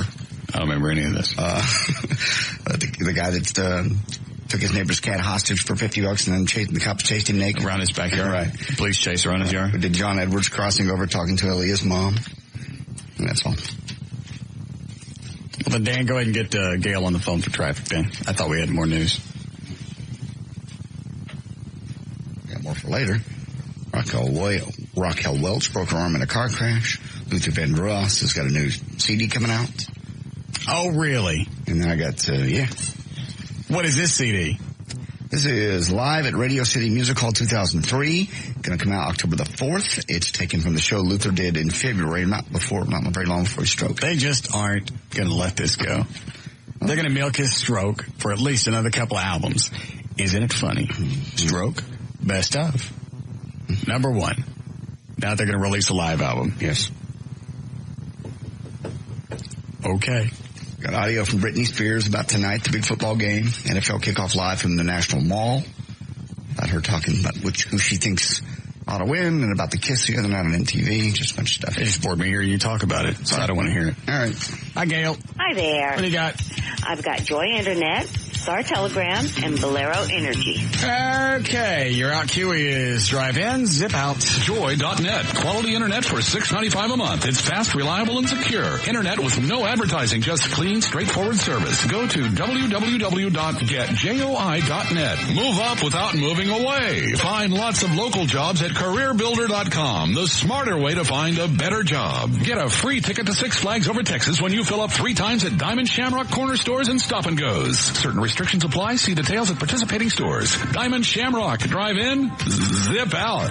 In Irving, there's a wreck on southbound Loop 12, Walton Walker at 183. It's in the left lane. Traffic's backed up to Walnut Hill. In Duncanville on eastbound 20 at Cockrell Hill, a crash.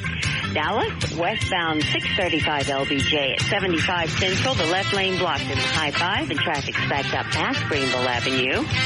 On westbound I-30 West Freeway in Fort Worth, right past Summit, you've got 2 lanes blocked, the 2 right ones with traffic backed up past the Mixmaster. In Plano, southbound Central at Park Boulevard, an overturned car. You're back up to around Spring Valley. You've only got the right lane getting through. This is also brought to you by Levitra. It's new, it's a new choice, and it's here now. It's new Levitra Vardenafil. Ask your doctor about new Levitra today. I'm Gail Lightsett on Live 105.3, the Talk at Rocks, Texas. Thank you, Gail. Fall a little bit in the air. 66 for the low tonight, then only 87 for the high tomorrow. And sunny, we have 89 degrees currently at Live 105.3, the Talk at Rocks, Texas. This is totally wasted on the air. What? Somebody just sent me a picture. It's a rear end of a black Corvette with a customized plate Russ and a great big bumper sticker. I break for buck teeth. No. There it is. I see. Let's see. Hi, Jason. Hey, what's up, Russ? Yeah. I'm pissed off at McNeil. Why is that? What is this business about you guys aren't going to have, remembrance time on 9/11? The no commercials on that day gives people a chance to, rerun through their mind what happened to us. Well, we can do that. Well, first of all, that's not McNeil's call. Well, you're strong enough to tell CBS that's what you're going to do. Yeah, I'm going to tell them that they're going to lose. What do we make an hour? $1 million? Yeah, I'll tell them we're going to lose $1 million an hour. Yeah. For at least 4 hours. I personally would like you to put your strength behind a citizens Memorial Day. Everybody talks about the cops and the firemen dying in New York, but there were 3,000 individuals that died, and they weren't military. No, they weren't, but the reason the cops and the firemen, the reason that we honor them is because it was their choice. They didn't have to be there. In fact, one of the images that I'll never forget is a great big cloud of smoke, and you see citizens running out of that smoke. And the cops standing there going, go this way, go this way. Yeah, and, sorry, I got emotional there for a second. I know. I remember the video. And it's just a fire truck driving straight into that smoke. Yeah, had that been me, you people are damned lucky I wasn't driving that fire truck. Because I'd been laying right outside Epcot Center. Would have lost another. I'd driven that thing all the way to Florida. I'm getting the hell out of here. That's just one of the most amazing things. I hate to use this term because it's overused. It's just the human element that goes into being a firefighter is taking a truck and driving into that smoke, not knowing what the hell's on the other side. That to me is just nothing short of amazing. Yeah, but see, we don't have a day for that. Seriously, we ought to have a Memorial Day for people who died for this country, not because they chose to, because they just were killed. Because they did? Yeah. Mm-hmm. Well, that one's a little hard. I'm not being flippant here, but that one's a little harder to sell. Well, think about it. Pearl Harbor, the Civil War. Well, the Pearl Harbor was a memorial because that was a military installation, and the military chose to be there. 200 or more private citizens died. Well, I understand that, but that's a harder sell when you're going, we should honor these people because they was in the wrong spot at the wrong time. I'm not making light of it. I'm just saying the cops and the firemen weren't there, and they went there. Right, but, I mean... You ain't listening to me. We can't you ain't listening to me. Time for one you day. Ain't listening to me. I got no... You're not listening to me. I am too. The answer is no. Okay, bye.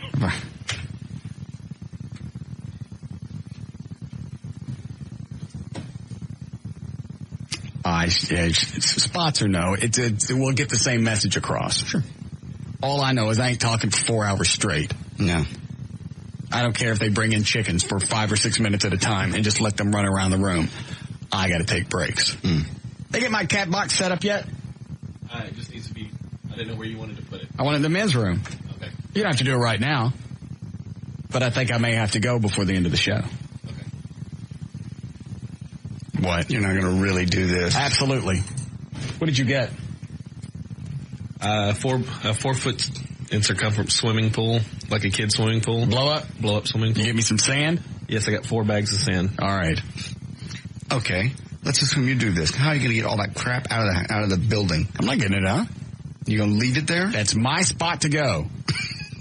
That's my area. You're going to go in there, pull your drawers down, and squat. Mm-hmm. Okay.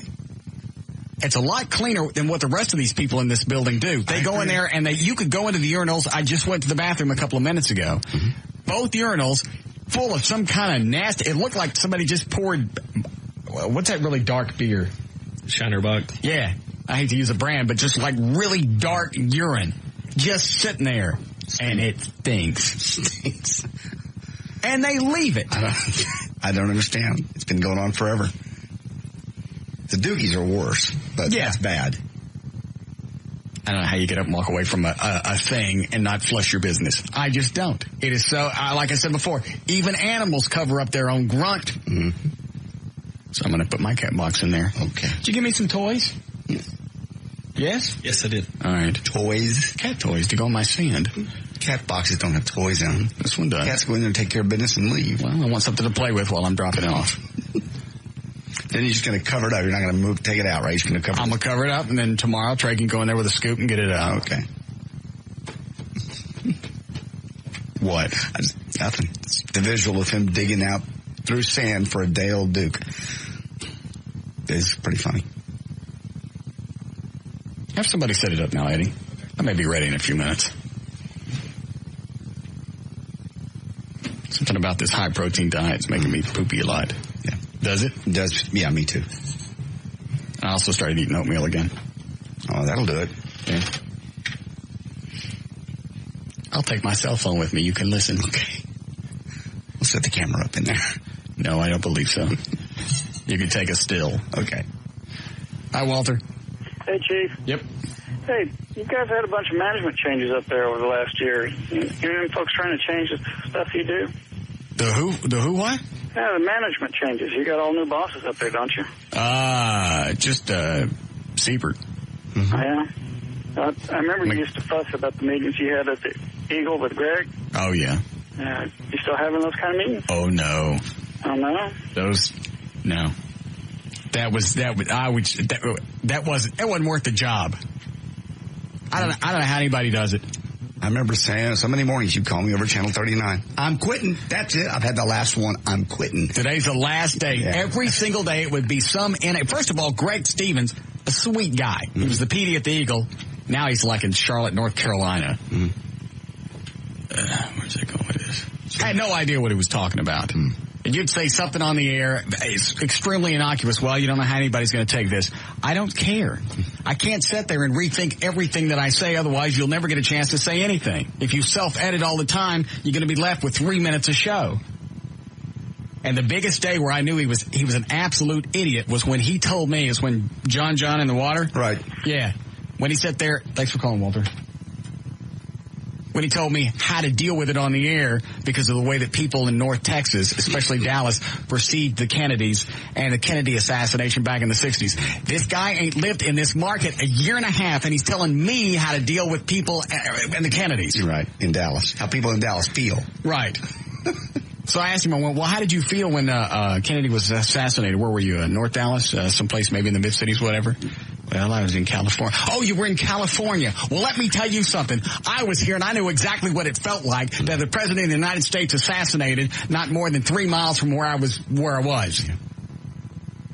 I was 3. I don't remember nothing, but he don't know. I know. That's the point.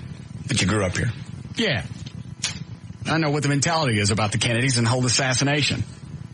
For the most part, I don't even think most people even associate, at least here, we don't associate Kennedy with the assassination in Dallas. I don't think that much about it anymore. No. It's just so long ago and so far removed. I mean, I'll drive by the grassy knoll and look and just kind of try and soak it in and keep going. I don't stop there every time. The city of Dallas had very little to do with it. We didn't have anything to do with it. Mm-hmm. Bonehead. No, I will never sit through another meeting again. Ever. Ever.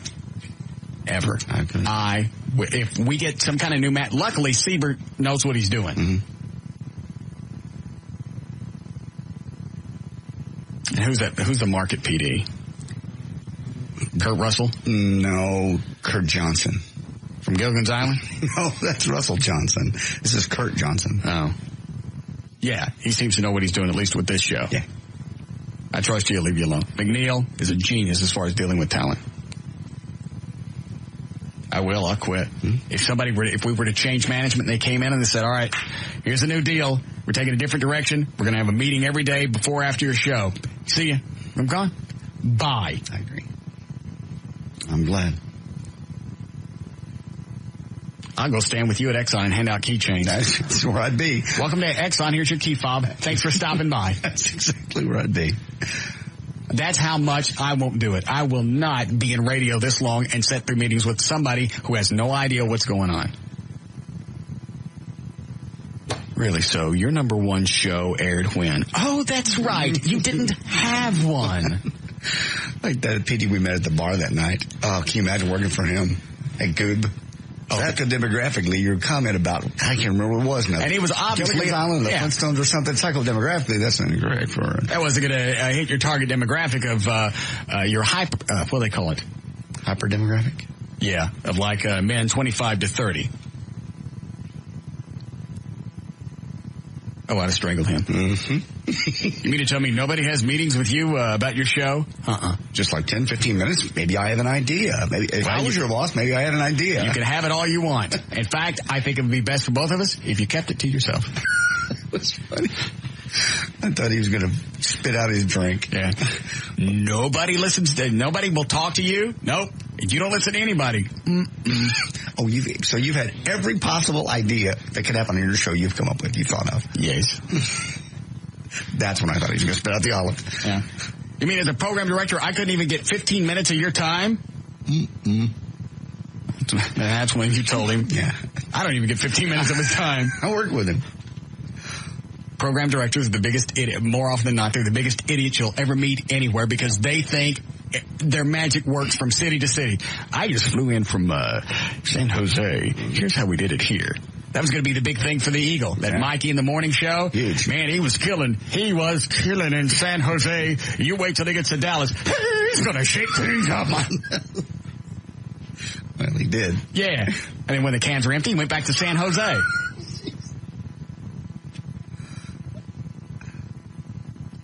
I hate program directors. I hate them. I can't stand them.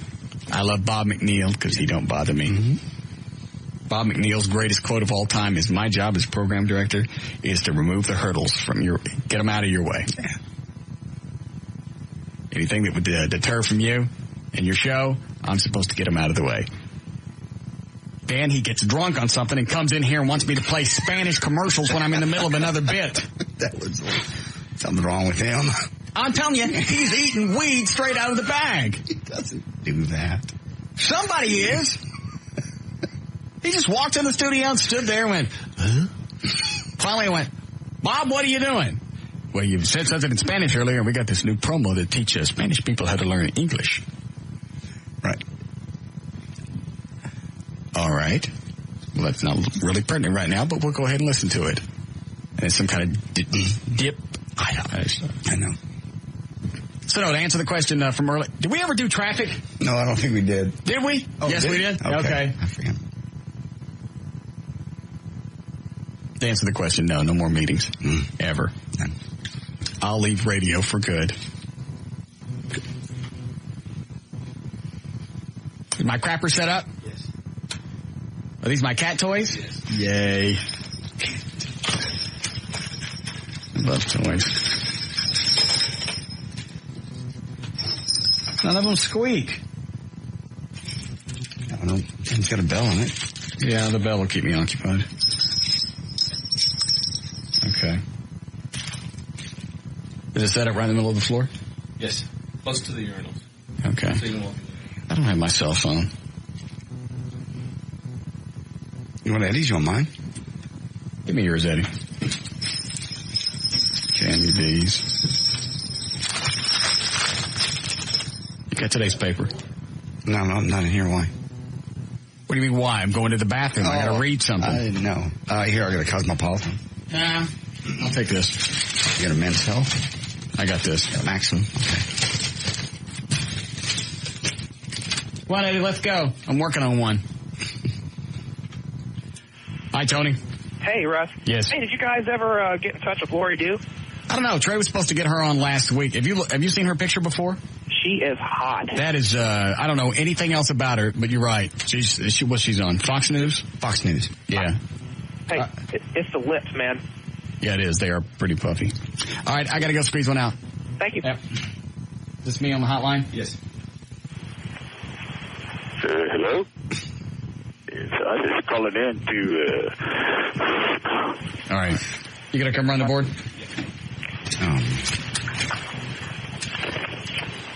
I'll be back.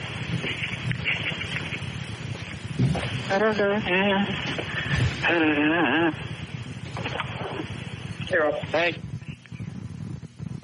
Bill the Cat just passed me. Mm-hmm. He just heard me call him Bill the Cat. Oh, no. No.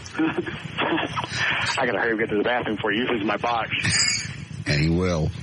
Can you hear me all right? Yep. All right.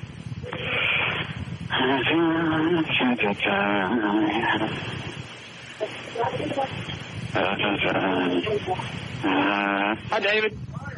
I'm about to use the bathroom. Don't come in here. Seriously. No, you can stay in here. Yes, you can. Hold the phones for me. Now get out of here. I don't want you watching me take a crap, you freak. You still there? Yeah, who's in there? All right. I was Tassos. He's at the urinal. Hang on a second.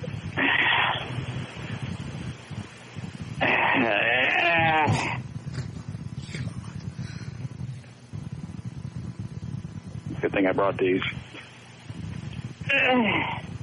What is that? Huh? What was that noise? That's my toys. Oh. All right. Man 20 gets life for murder of Denton woman. Mm-hmm. How come you didn't read this story? You like me to stay away from the stories like that? No. First. Cancel murder charges, a beating, stabbing, and strangling a Denton woman. Mm-hmm. That's depressing. Yes, it is.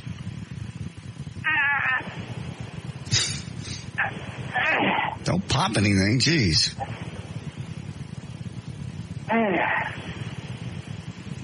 That was quick. Hang on, I got a cover. You gonna let it sit in there for a day?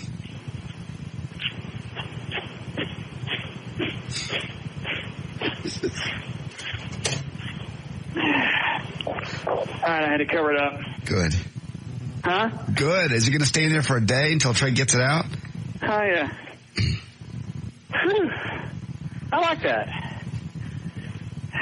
You should go try it. No, thank you. That's your box. I don't want it. I covered it up. I don't want it. What if I step in there and step on it? That's fine. Push it on to the side. I can't. I can't wait for somebody to go in there. You couldn't hear me covering it up, could you? Yes. Could you hear the sand? Yeah, we heard the sand. Damn. Lovely.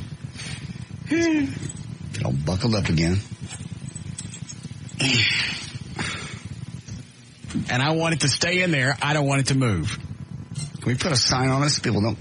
They know what it is. This cleaning crew doesn't come in and try to do something with it. It's a cat box. They don't know that it's a swimming pool. It's got sand in it. It's got all my toys laying in there. Okay.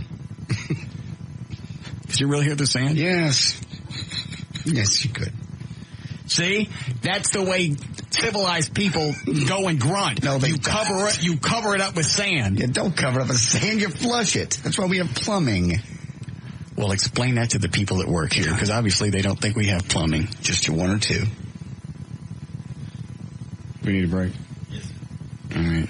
Do I want to take the call on 10? Yes, ma'am. Russ, you didn't wash your hands. I didn't touch nothing but sand. You just said the S word. I'm sorry. I wiped? Mm-hmm. What? I gotta go. Is it really all you people are concerned with? I wash my hands or not? Yeah. I didn't touch nothing. I guess they think maybe your hand on the toilet paper, you might accidentally brush some. No, that's why I always get a nice big wad. Yeah. I don't want to accidentally touch nothing. Mm-mm. You should go look. I will during a break. I'd rather, yeah. You can't see nothing. It's just a big clump of sand. But there's a bomb in there. Yeah, I know it. God. It's a wad of you. Here, you can take this mouse if you want. I don't want to take the mouse. Take the mouse. Okay. If you're going to go, you're going to need it. Why do I need the mouse? It's boring in there. Okay. Cute. All right. Yes, break? Yes. All right, we'll be back. Let's do it.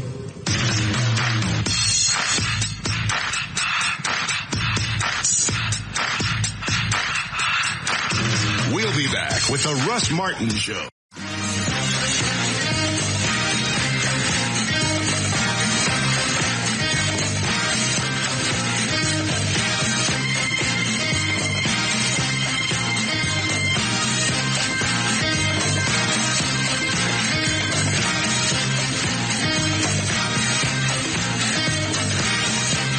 All right, 620, J.D. Ryan is here. Eddie Boyd, Dan O'Malley, Trey Trenholm, Gal Lightfoot with traffic.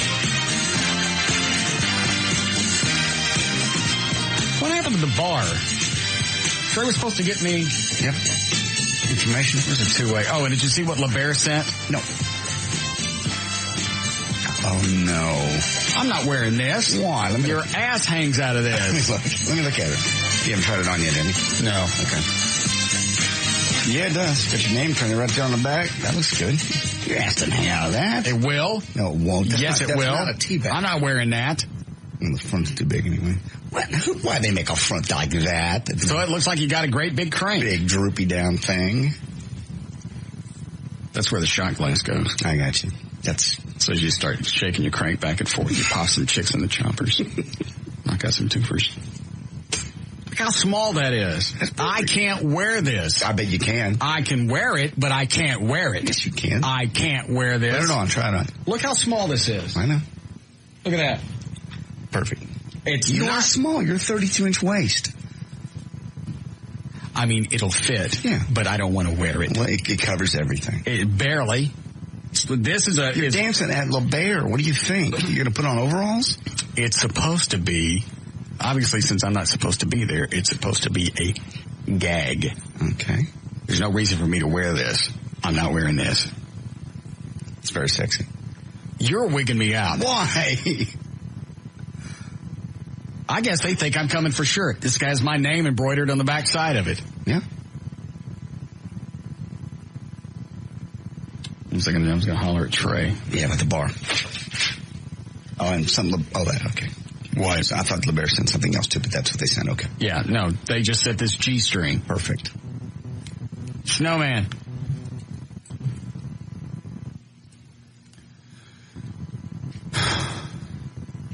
Snowman.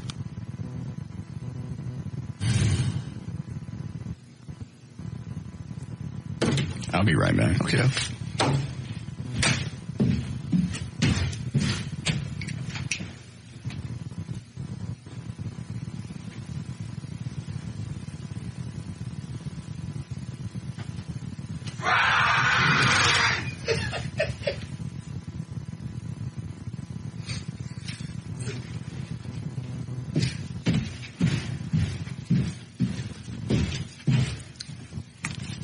He's coming. Okay.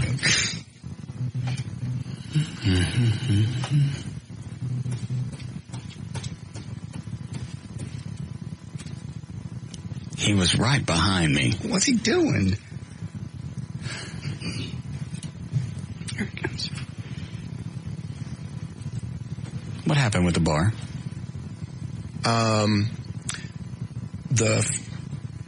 The bigger location, they're really... You can say, if they haven't called us back and haven't hit us with a price, you can say whatever you want. Okay, well, I mean, I think they're going to do something with it themselves. The second location, they have someone who's currently looking at it seriously. Well, we were seriously looking at it, too. Well, it's more of a chain-style restaurant.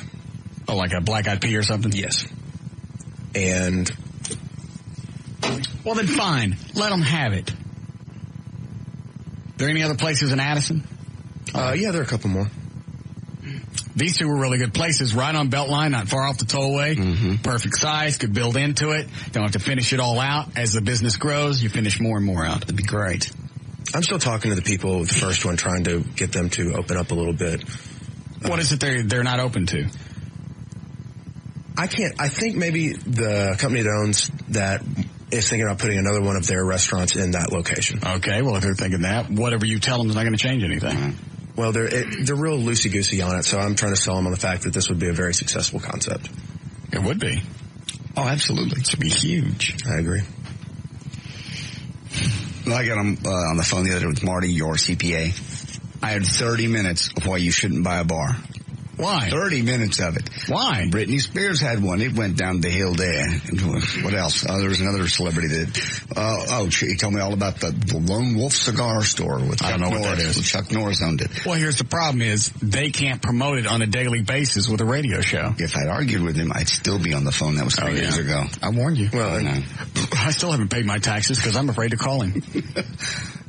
That Chuck Norris place had... that was a real nice location, but to try to open up exclusively for a cigar bar... I know nothing about it. I just know I heard about it for 30 minutes. Why Russ shouldn't do that. You tell him not to do that. What do I have to lose? We're going to get investors, and everybody puts in a little bit. That way, if it does go belly up, nobody loses that much. And we have a big time doing it. Mm-hmm. I agree. There's no downside to this. Have a reserved area for the radio station, for VIPs, for our sales freaks that want to bring clients in and suck up. We set an area out to them. That way we can talk about, the bar all we want. That would be the exchange. Perfect. It's got built-in hit written on it. Yeah.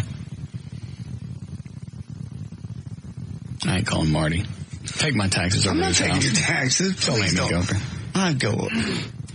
I go over there and tell him, hey, I've got to, I've done it. I actually have gone to his house, set my legs on fire, handing my taxes away. I got to go because I got to go put these out. All right, well, I'll see you later. Say, how's the show? Yes. Is that Trey working out? Marty, my legs are pretty much, they look like matchsticks. I think I really need to go. Yeah. And then he keeps talking. Speaking of talkers, when you two-wayed me, Jesse James had called. What did he want? He wanted to see, he's going to be in Houston on Halloween and said, want to know if he's going to try to swing through Dallas on his way over there. Wanted to know if he could come on. I said, he's always welcome. Yeah. So I'd tell you hello. Then when he heard you scream my name, he goes, what in the hell's going on? So I said, Jesse, I got to go. Yeah, he can come on. You know what? He's never played in the studio for us. Ask him, call him back and see if he'll do something acoustically. Okay. I'm sure he can. Yes, that'll be dandy. Okay. Halloween is a Saturday, though. Yeah, which we said. Isn't it? Yeah, I believe it is. I'm not positive. I'll click on the calendar over here since obviously I'm the only person with a computer. It's a Friday, my mistake. So, does he want to stop through here on the way to Houston? Yeah, like on Wednesday or Thursday. Oh, okay. Yeah, that's fine. He's going to be here in the middle of the week. So. Nothing else in the bar? No. No other places? The Addison policeman emailed a couple other locations, and when you have time, we can go up there and take a peek at those. Yeah, I'd like to see those. We can go tonight. Obviously, I'm not working out because Randy's not coming. Well, you can still work out. I don't know what to do. Plus, I didn't take my Creamulsion at 6. You can still take it. Creatine. What is that? It's the stuff you take for your muscles.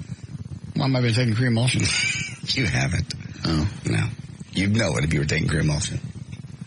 All right. Anyway, I forgot to take my saltines at 6 o'clock. Take them now. I don't want to work out by myself. JD can work out with you. He's not going to work out with me. I don't know what to tell him to do. I don't either. Just do what you've been doing. I don't know. They alternate from one thing to the next, and it changes every day. And now they're changing reps, and they're adding weights. It's really pissing me off. They're trying to build you up. You're saying you're not getting a result. I don't look any different. Well, we've got a list of what your workout was on Tuesday. You can just copy that. I'm sore. I need a day off. You get Valerie, who's seen you naked, to come up tomorrow and see the difference. I don't think she'll come up tomorrow. Okay. Who's up here on Fridays? Oh, never mind. Sorry. Unless we go ahead and put Valerie and Everett in the tent of death and just let them go at it. Yeah. He liked the rocket skates way too much. Something's wrong with that guy. The fact that he likes the rocket skates and he comes over and spins the wheel again, he ain't even done nothing. Yeah. What can I do next? Schmubble. And it burned his legs. Well, it burned his jeans. Yeah, well, the pictures are on the website. Chris put them up last night. And he's smiling, legs burning up, rockets going off. Schmubble. I don't even know what that means. I don't either. That's all he ever says when he calls you. Right.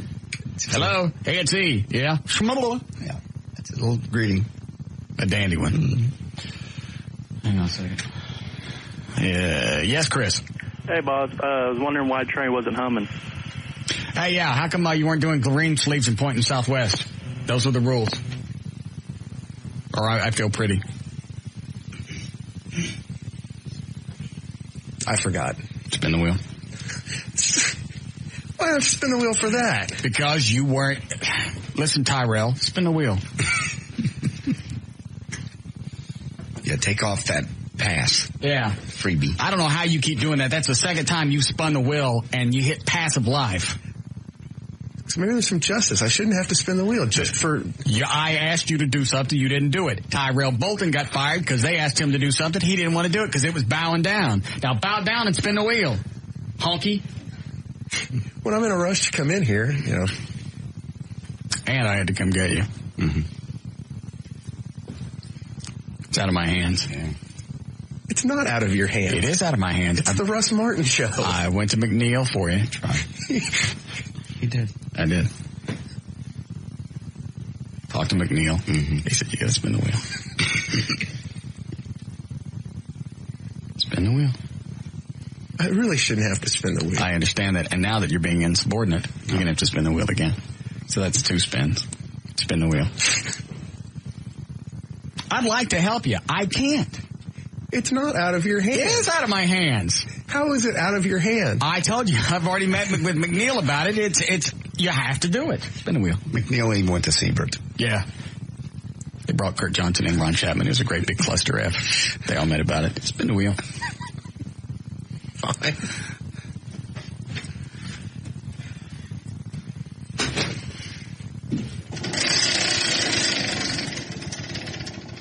And I'm sick of the rocket boots. Spin it again. Mm-hmm.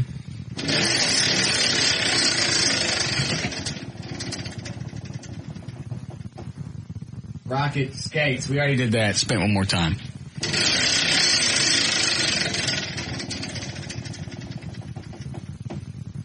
Cannonball.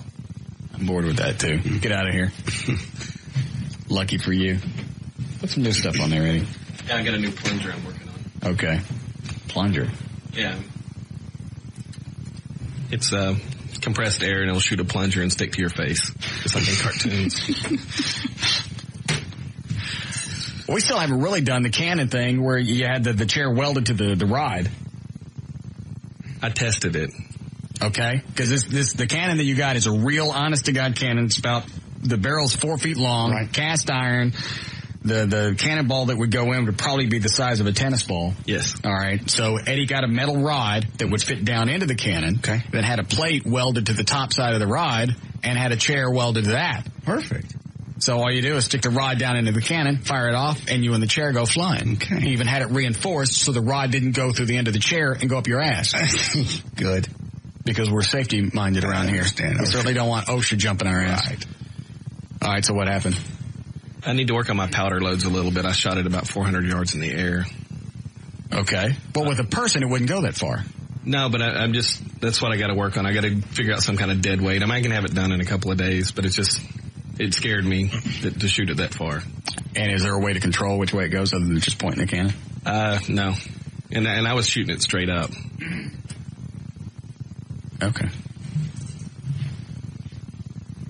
We'll work on it then. And I'm not wearing this Jesus. Sure. I am not. What are you planning on wearing? Blue jeans? I was just going to wear like boxers. That's not what they wear at LeBaire. I don't work for LeBaire. I know. And I haven't seen 400 reservations yet. Willie called yesterday, almost at 200. That ain't 400. Well, we're also a month away. Well, whatever. Okay. What are we playing today, Eddie? Let's do Wheel of Dicks again. Oh, no. Quit it. What? Quit beating him up. I like to see him walking out of here yesterday. Why? Just had his head down, and he felt terrible. He beats himself up enough. He's one guy on the show you don't have to beat up. I liked it so much I want to play it again. No. Did you write some more Wheel of Dicks? No. Why? It was fun. One day I want to play it, now we don't have it. I want dicks. I'll mark that on the tape. Fabulous. Richard Dick game, and you can't even price us. I want more Wheel of Dicks tomorrow. Every day it's Wheel of Dicks. What are we doing? What did I tell you? Okay. We have anything to give away? Yep. All right. And here we go. Now it's time to play everybody's favorite game. And here's your host, Russ Martin. All right, Dan, line up 2 or 3 people for this, if you would. Thank you. What are we playing for, John? We'll be playing for 12 months bronze level web hosting service from birdbiz.com, the official web host of Live 105.3 and the Russ Martin Show. A pair of tickets to the Nintendo Fusion Tour. That's at Next Stage in Grand Prairie. You can get those at Ticketmaster.com. And Little Morphine Annie CD with our own Everett Newton. All right. Okay. No contestants on the phone. Hi, Eddie. What's up, Russ? What do you do for a living? Data entry. Okay. How long have you done that? About 3 years. Okay. Hi, Eric. What's up? What do you do for a living? I just pick up trash. Okay. All right, we'll just go with 2 here, Dan. Do you guys know how to play? Yeah. Eric? Yeah. Okay. Everybody speak up good and loud. Your name is your buzzer. If you know the answer, say your name. I'm going to ask you questions about people on the show. Here we go. Dan, go ahead and line up a backup in case one of these phone calls crap. Who on the show has to keep his back door locked because by law his dates can't go near the pool without an adult around? Eddie. Eddie, go ahead. Russ. That's right. Who on the show wears Jethro Bodine clothes? Eddie. Go ahead, Eddie. Trey. Yes, because they're easier to get out of when he turns into a vampire bat.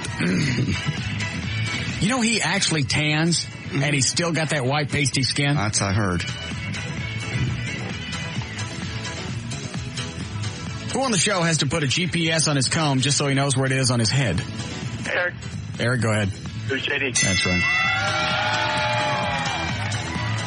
Who on the show should have all his guns taken away because he can't even do something simple like write Wheel of Dicks? Eddie. Go ahead, Eddie. Eddie. Eddie is right. Who do we know that is going to play a security guard? Eric. Go ahead, Eric. Who's Dan Lewis? Yes, in a new movie, seeing he already has the uniform. Who on the show spends half his check on cologne trying to cover up the stench of the undead? Eric. Eric, go ahead. Who's Trey? Trey is right. Tied up. Who on the show thought he had head lice, but it was really a family of Amish people building a barn? Eddie, go ahead. JD is right. I miss Wheel of Dicks. Just when we do Wheel of Dicks like Christmas. Yeah. You enjoyed it yesterday, I can tell. Who do we know that spends hour after hour asking, you want sprinkles on that? Eric. Eric, go ahead. San Luis. San Luis is right. Who on the show can screw up a simple game like Wheel of Dicks? Go ahead, Eddie. Eddie. Eddie's right.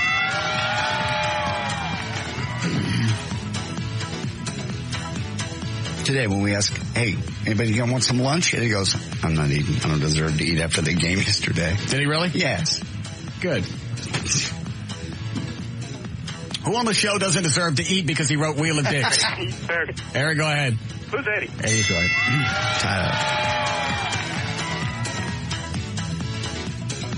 Who on the show wants to get some endorsements because it's so expensive having dirt shipped in from Transylvania? Eddie. Eric. Eddie, go ahead. Great. Eddie's right.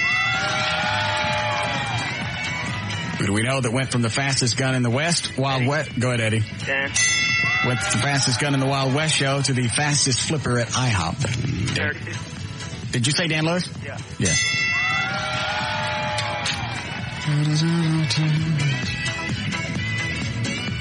Do you think he has some kind of pigment disease? I don't know. I don't think so. How often does he tan? I don't know. Maybe once a week. I don't really care. Yeah. But he just says he tans a lot, and he's still got that pasty pink zombie skin. Don't have a clue. Oh, he instant messaged me. He says he quit tanning. Why? I don't know. He just says. Who on the show can't have LASIK surgery because the laser would burn out his pink little eyes? Eddie, go ahead. Great. Eddie's right. Who on the show wants to start dating older women because underoos aren't as sexy as they used to be? Eddie, go ahead. Russ. Yes. Who on the show shouldn't be allowed to build cannons since he can't even do a simple thing like Eric. Wheel of Dicks? Eddie, go ahead. Eddie. Eddie's right. Who on the show can't hear things in stereo because of the giant echo in his head? Eric. Eric? Who's JD? JD is right. Who do we know that should have helped with a tip? Go ahead, Eddie. Dan Lewis. Dan Lewis is right. Who do we know that should have helped with a tip at Three Forks, especially since he knows how it feels to get stiffed at the Olive Garden? Dan Lewis is right. And finally, who on the show doesn't know how stupid his clothes look because he doesn't cast a reflection in a mirror? Eric, go ahead. Who's Russ Martin? Yeah. Eddie. Eddie? Great. Trey is right. What's the score? Final score, Eric had 6 and Eddie had 12. Well, he's got 12 months bronze level web hosting from birdfairs.com, the official web host of Live 105.3 and the Russ Martin Show. A pair of tickets to the Nintendo Fusion Tour at Next Stage in Grand Prairie, now on sale at Ticketmaster.com, and a little Morphine Annie's CD with Everett Newton. We'll be back with the Russ Martin Show.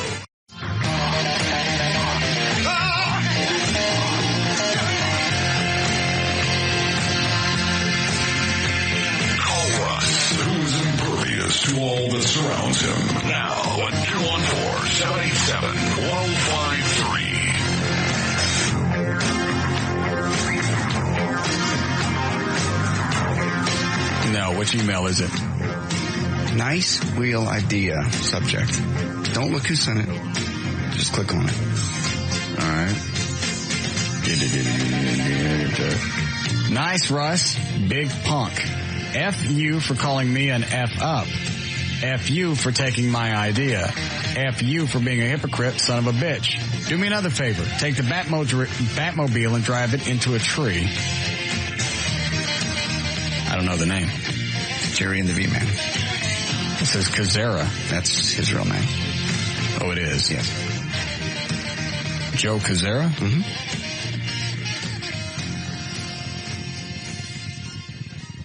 We were doing Wheel of Dicks when I was back at the Eagle. I know. I think he's talking about the Wheel of Death thing, which is not his idea either. But well, first of all, we did Wheel of Dicks, Wheel of Meat, right, back at the Eagle. So we've always been doing the wheel thing. Uh-huh. What's he pissed about? I think he thinks that was his idea. Didn't we address this before? Mm-hmm. What's wrong with this idiot? can't help himself. I had Chris at VertBiz block him from the server. I sent him the email, told him he's the biggest F-up I've met in 25 years.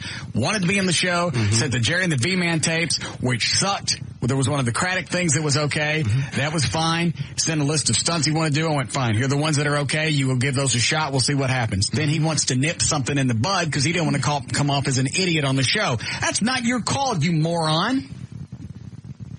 You didn't want to come off as an idiot. Now you can't help it.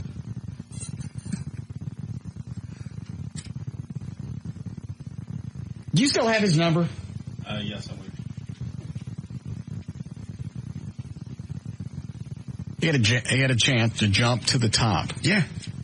It should be him. Go from 0 to 60 in 1 second. Do some stuff on the show. See if it worked out. Maybe working in as an intern. Immediately get into major market radio. I'd even had a part-time budget approved by Bob McNeil for this guy. I know. If it worked out, we had something for him. If it didn't, at least he had a shot. Then he sends me an email that says, hey, we need to nip this in the bud. I don't want to come off as an idiot. Unless you're going to promise me a job.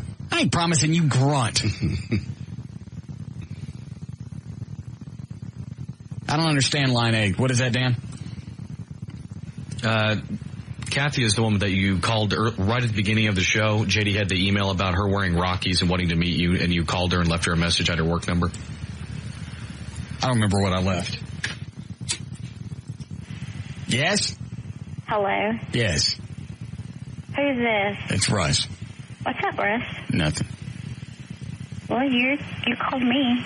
What message did I leave? You just said, this is Russ Martin. You blew a horn in my ear. Well, not in my ear, on my voicemail. Right. And that was it? As far as I could hear through the horn. Oh. Then you said no. Oh, that's right. Oh, I remember now. Yeah. You sent me an email, wanted to meet and go hang out. And you said you look good in Rockies. Yeah. Yeah. It's still no. This thing's running out of air. Get you some more. Come on. I'll bring my one that pumps up tomorrow. Oh, you should use my mega horn, my big one. Damn. Going. Yeah. What will I do now? Ah, Jesus. That's why I kept it on tape, just in case. Is this the phone number? Yes.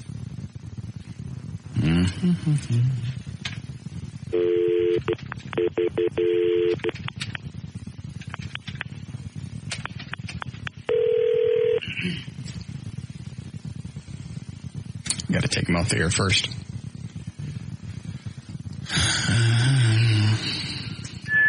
We're sorry, we are unable to complete your call as dialed. I guess I got to dial 1.